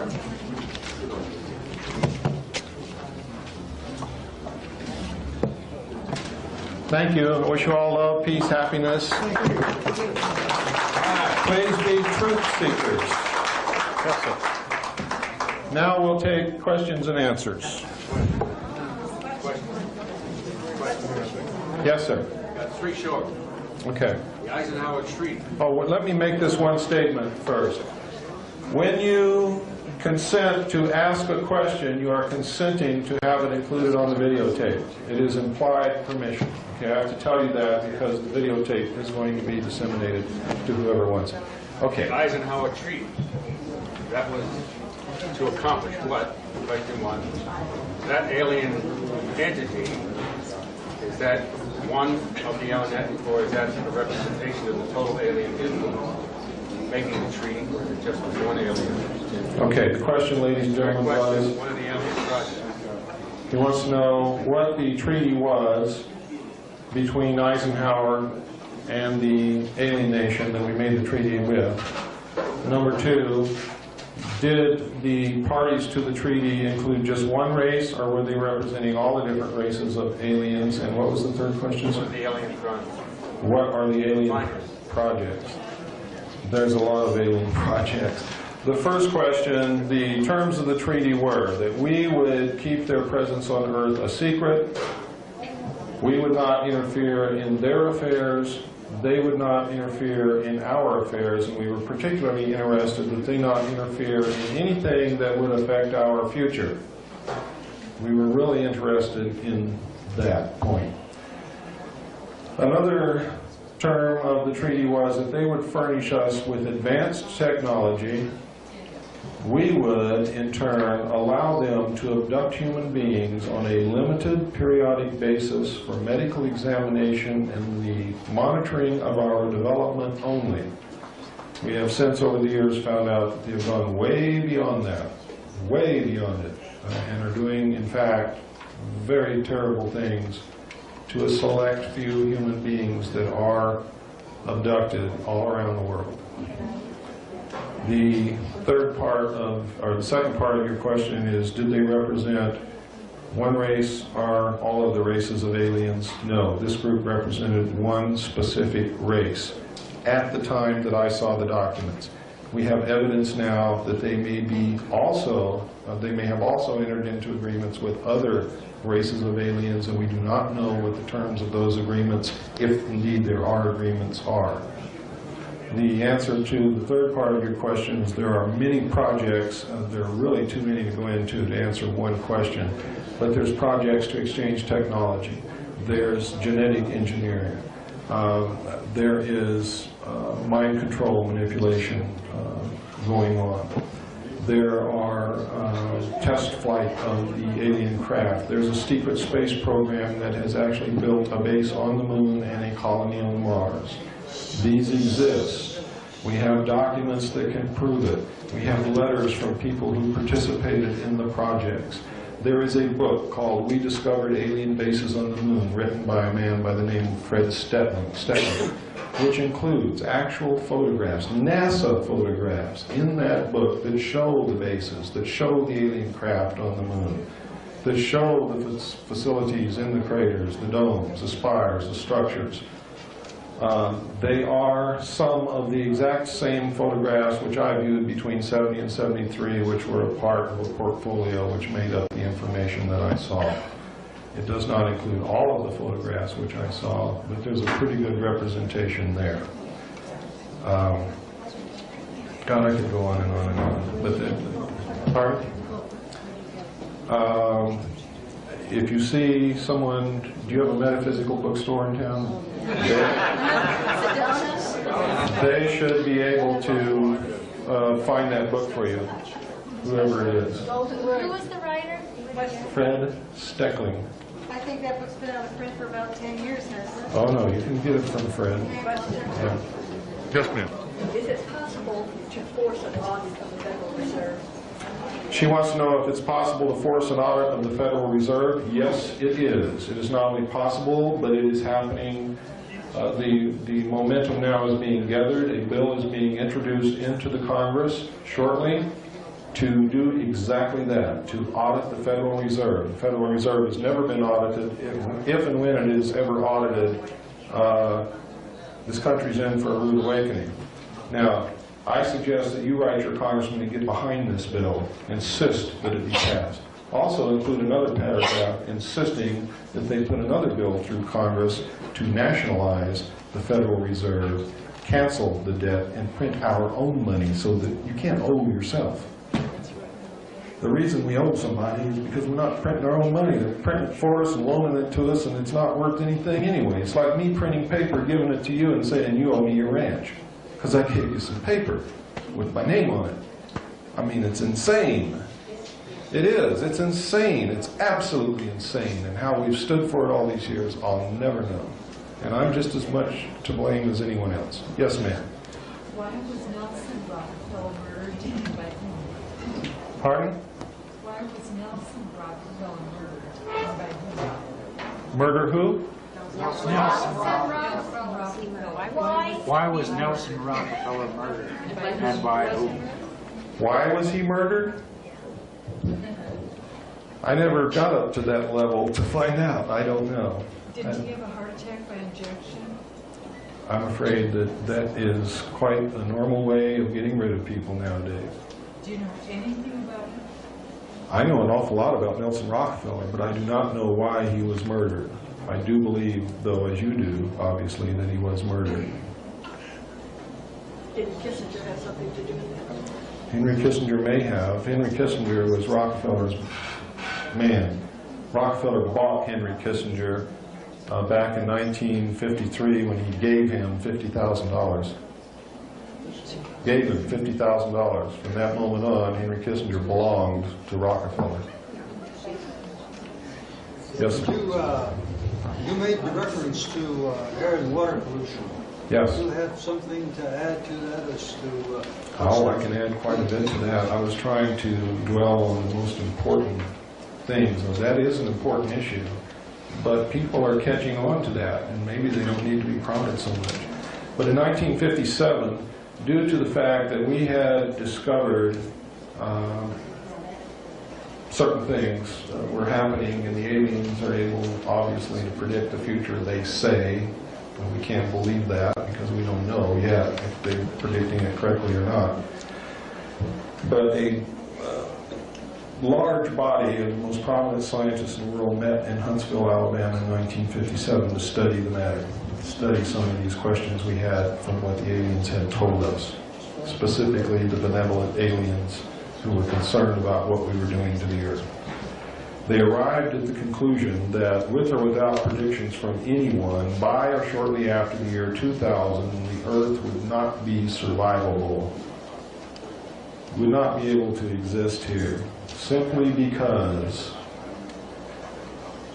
the projected increase in population, we would not be able to keep up with the food supply for the masses of people. The burning of coal and fossil fuels would continue to pour carbon dioxide into the atmosphere along with other pollutants. The burning of sulfurous coal would increase the incidence of acid rain and destroy the forests. The forests are the only thing that keep the balance between oxygen and carbon dioxide. Since then, it's not just acid rain. We have been depleting the forests at an unbelievable rate. There's almost no rainforest left on the face of this planet now. The rate of pollution is unbelievable. At one point, we actually had rivers in this country that would burn if you lit a match anywhere near them. The whole length of the river would burn. It's incredible. There were whole rivers that were nothing but soap suds. We're getting better at doing that. But we've got to get even better and better. We've got to stop using fossil fuel. We've got to stop. We've got to do whatever it takes, even if it goes back to a simpler lifestyle. We've got to do that, simply because the Earth is a very fragile place.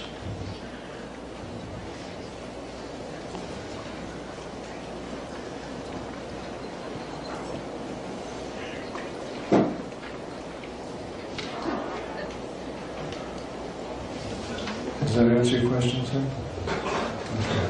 Okay. The government, the elite have taken care of their own survival in case the Earth does so-called self-destruct. They have places that they can go. Yes, sir. Is the catalytic converter one of the main contributors to acid rain because it puts out sulfur dioxide? Absolutely. Sulfur dioxide is mixed with moisture? Or yes, to get rid of one pollution, they create another one. It's because the only answer is to stop driving cars. That's the truth. And there is a benefit to horses, believe me. Yes, ma'am. Mr. Cooper, given the endangered condition of our planet, of which we're all painfully aware, what is your personal opinion as to the reason why these alien races want our planet? I'm not sure that they want it. There's no evidence that they've attempted to take it from us. I think they want to live here with us. I think there's things here that they want. I think that they find us mystifying in certain ways. There are some aliens who do not have the ability to love or get angry. They don't have emotions. They are very goal-oriented, very scientific. They go about their business. They don't understand it when they get hurt. They don't understand it when they cry. They don't understand it when they love someone. And they seem to be studying that devoting a lot of attention to it for some reason. There are other ones who are just here to watch. They're not interfering in anything and won't interfere. They're just looking. They're just watching. They're just studying. They don't interfere with anybody. They don't bother anybody. There are some here doing, unfortunately, some bad things. Yes, sir, in the back. Quick questions.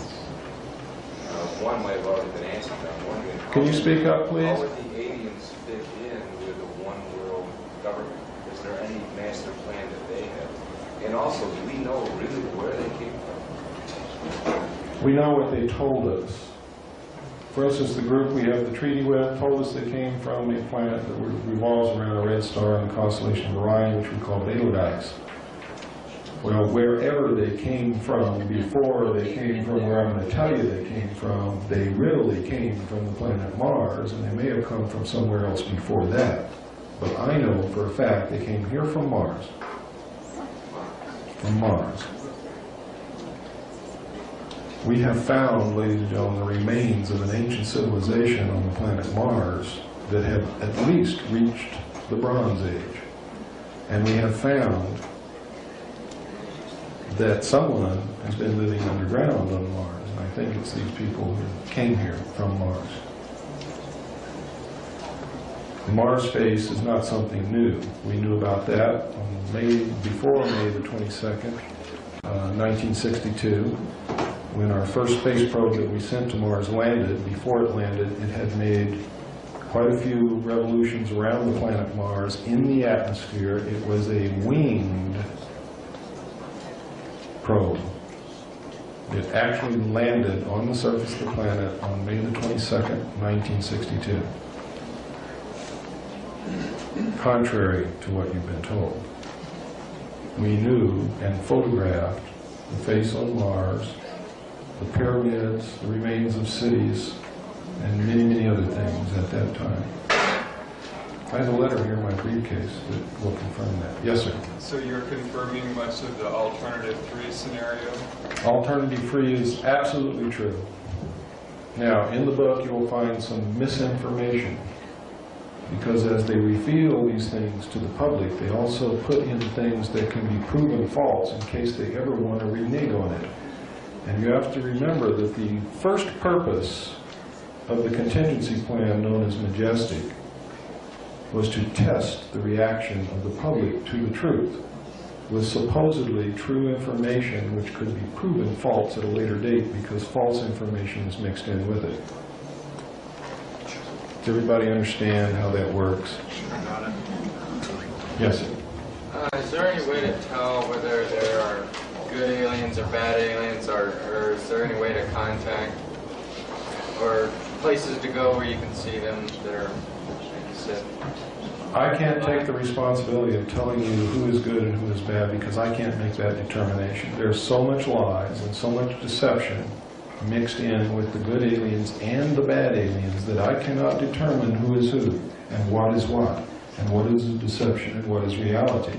And I advise all of you to take extreme caution in making any kind of judgment, because the bad ones will present themselves to you as being good to manipulate you. The good ones will lie to you to manipulate you to reach their ends, which they think is good for you. Some of them have a policy that they won't interfere with you no matter what. They just won't have anything to do with us.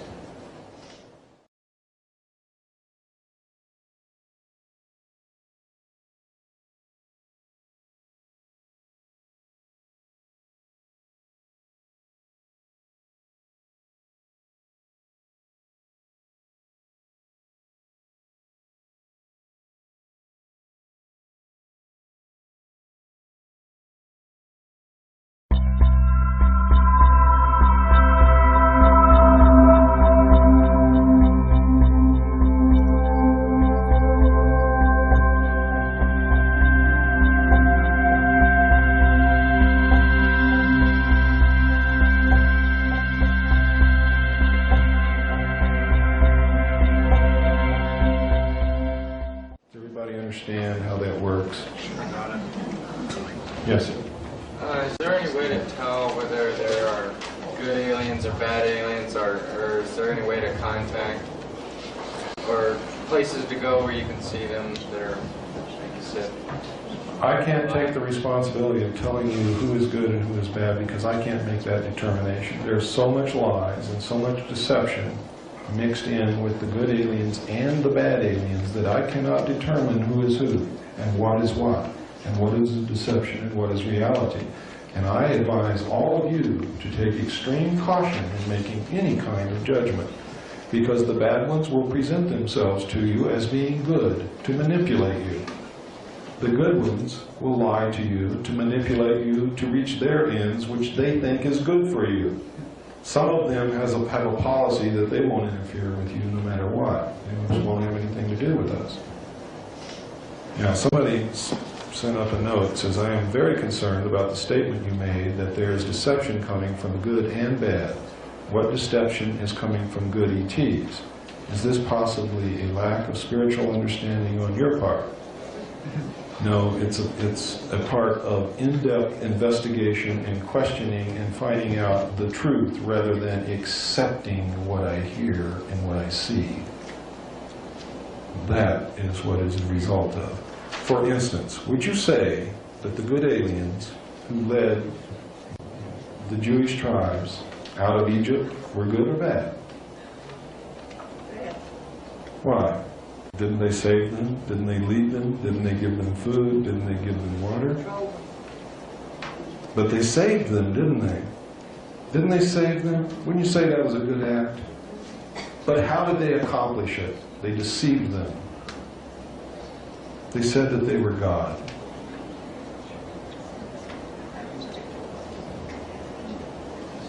The aliens that came to Earth in the ancient times told the people they were gods.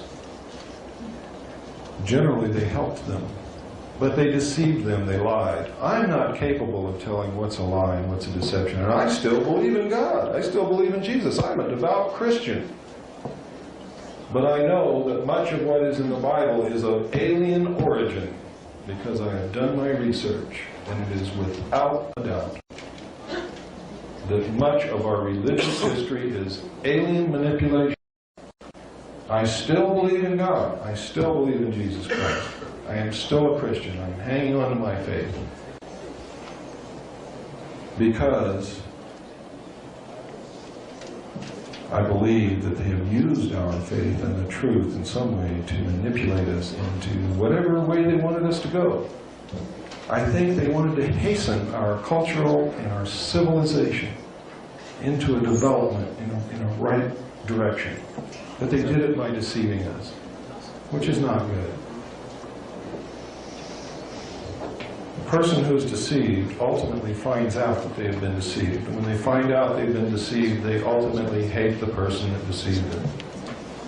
And that is the ultimate end result of deception. Yes, ma'am? I have a couple of things. First, I have a copy of what you're selling. Uh-huh. I sent it to the senator, and I sent it to the king, and I sent it to the Supreme Court, and I haven't heard the answer. I would like to know what else you have that I can do to send it to something. Write a letter in your own handwriting expressing your own fears and concerns, and then follow it with a phone call and demand an answer. I told them that I wanted You have to you must continue doing that. As other people begin to do it with you, they are going to be forced to answer. I did the same thing you did. Only I sent 536 copies to every senator, every representative. I got 6 answers.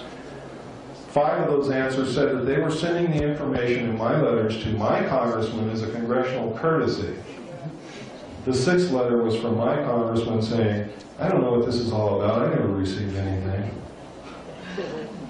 Yes, ma'am. And when I go to tell people about what you wrote, I mean, I want everyone here to know, I mean, I almost felt like I had an ulcer. Nobody would believe me. They told I was negative. What are you doing talking about this negative stuff in the planet? You're crazy. There's no aliens.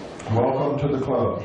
Yeah. What are you doing? No one knows about that other than myself and John Lear. We've been called kooks. We've been called mentally deranged. We have been laughed at. Would they make jokes about us on television and on radio? I don't care. I'm going to persist until we get results. The reason we're not getting results now is because you and I are the only ones writing. You and I. When he and she and he and he and her and she and everybody in here starts writing and their friends start writing and calling, then what do you think is going to happen? They're going to answer, but not until. Not until. That's why we need all of you with us. We need you marching right alongside of us. Ma'am, I care more about this country and the Constitution of the United States than I do about my life, because if they succeed in what they have planned for us, I would rather be dead. And also, I was raised that if you know you're right, you stand up and fight no matter what happens. No matter what happens. That's got to be done. John Wayne taught me that. It's pretty far-reaching now, though. Yes, sir. How many races are you aware of? How many what? Different races are you I am only personally aware of 4. That's what's called the EVs. Along those grays which came here from Mars, which we have a treaty with, the group called the Nordic and the group called the Orange. Okay. At the time that our government made the contract with along those grays, weren't they offered a alternative with a more, quote, benevolent Yes. group? And If you move into a new neighborhood, okay, and I belong to one gang and she belongs to another gang. She's a very nice looking lady, isn't she? And she comes up and tells you, hey man, you moved into this neighborhood, watch out for old Bill over there. Bill's mean. But I'll help you, and I'll protect you. And I won't let Bill do anything to you, provided you get rid of all your knives and guns and don't ever lock your doors. What are you going to do? I'm probably going to go with you. There you go. See, I think they made the right decision when they turned down the initial offer, because they were faced with so many uncertainties and so many different things happening, and alien races from other planets. I mean, my God, I look at the technology that they have, and you want us to disarm? Are you got bats in your belfry? I think at that time their decision was right. Their decision to self-destruct the American people was wrong. Their decision to make a treaty with an alien race without the advice and consent of the Senate under the Constitution was wrong. It's illegal. Lying to the American people all these years, manipulating us, controlling us, literally ripping up the Constitution and putting it in Ollie North's shredder is wrong. All based upon an assumption that if we knew the truth, we would flip out. And that a small handful of men know better how to run this country than the people of this country do. And they are all part of a group who wants to subvert the Constitution in the first place to create a one-world economic system under a one-world government with a very few people at the top holding all the power and all the money, holding all the strength. Just on the original alien intent. Seeds planted. The aliens planted those seeds, yes, over 250 years ago. Yes? What about, two questions, what about annual bird papers? Has anyone ever gone into those? Ma'am, with all due respect, we must stick to the most pressing problems at first. Right now, confronted with what we're confronted with, I can't be concerned with a hole at the pole. I'm very serious. Well, it may have something to do with it, but I'm not aware of anything that yes. You talked earlier about a lot of people who've been abducted and have been implanted, have moved away from their residence and or grouped together in other places. How do you see that fitting into the picture? The people who have been abducted and implanted have some ultimate mission. We know that.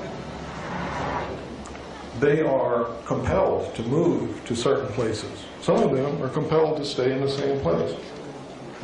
When their mate, if they're married, resists, they leave their mate. That's how much they're compelled to do it.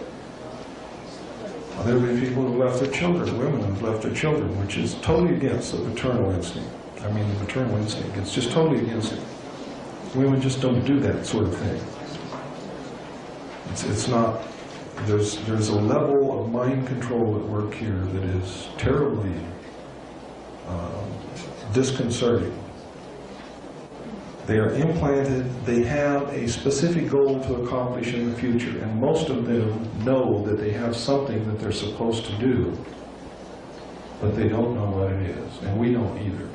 The government is terribly afraid that when somebody pulls a switch sometime in the future, these abductees are going to go out and cripple the communications and blow up bridges and cripple the government. The government's afraid of this. I don't think that that's what it's about. It may be what it's about, but it concerns me that the abductees are seeing an obvious criminal act as being a good thing.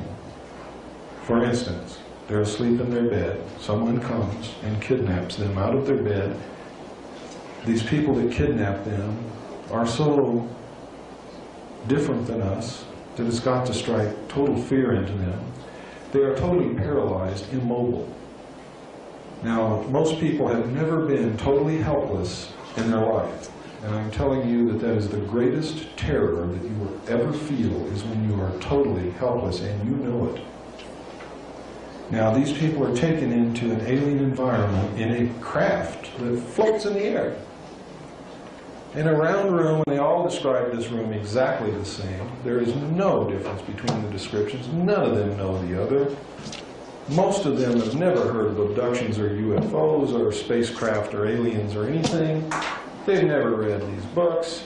And until just a few years ago, there weren't any books to read about abductions, because this is a recent thing that's been coming out. So we know that they're telling us the truth. We've hypnotically regressed them. We have tons of evidence and descriptions, and the stories are always the same. And sperm and ova is harvested from them. Scoops of flesh are taken out of their body, which leave pot marks. They are surgically operated upon. They are implanted. Some females are impregnated. After the end of the first trimester, they're abducted again, and the fetus is taken from them. And the abductees perceive this experience as having been a good experience, and no harm was done to them. Yet, and this is their conscious mind talking, listen to what their subconscious mind is telling them.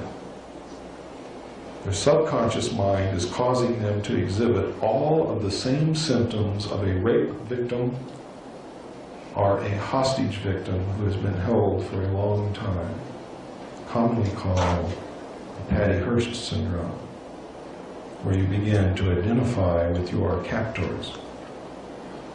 Now, this is obviously great physical and emotional and spiritual harm has been done to these people. Yet their mind has been controlled to the extent that they perceive this experience as having been a good one. That deeply concerns me. I don't know about you, but I'm really concerned about that. And they are and have been given some task to perform in the future. They know that they have this job to do. They don't know what it is they're supposed to do. Some of them have been given tremendous knowledge that they never possessed before, never learned in school, don't even know what it is that they know in a lot of instances. Yes, ma'am.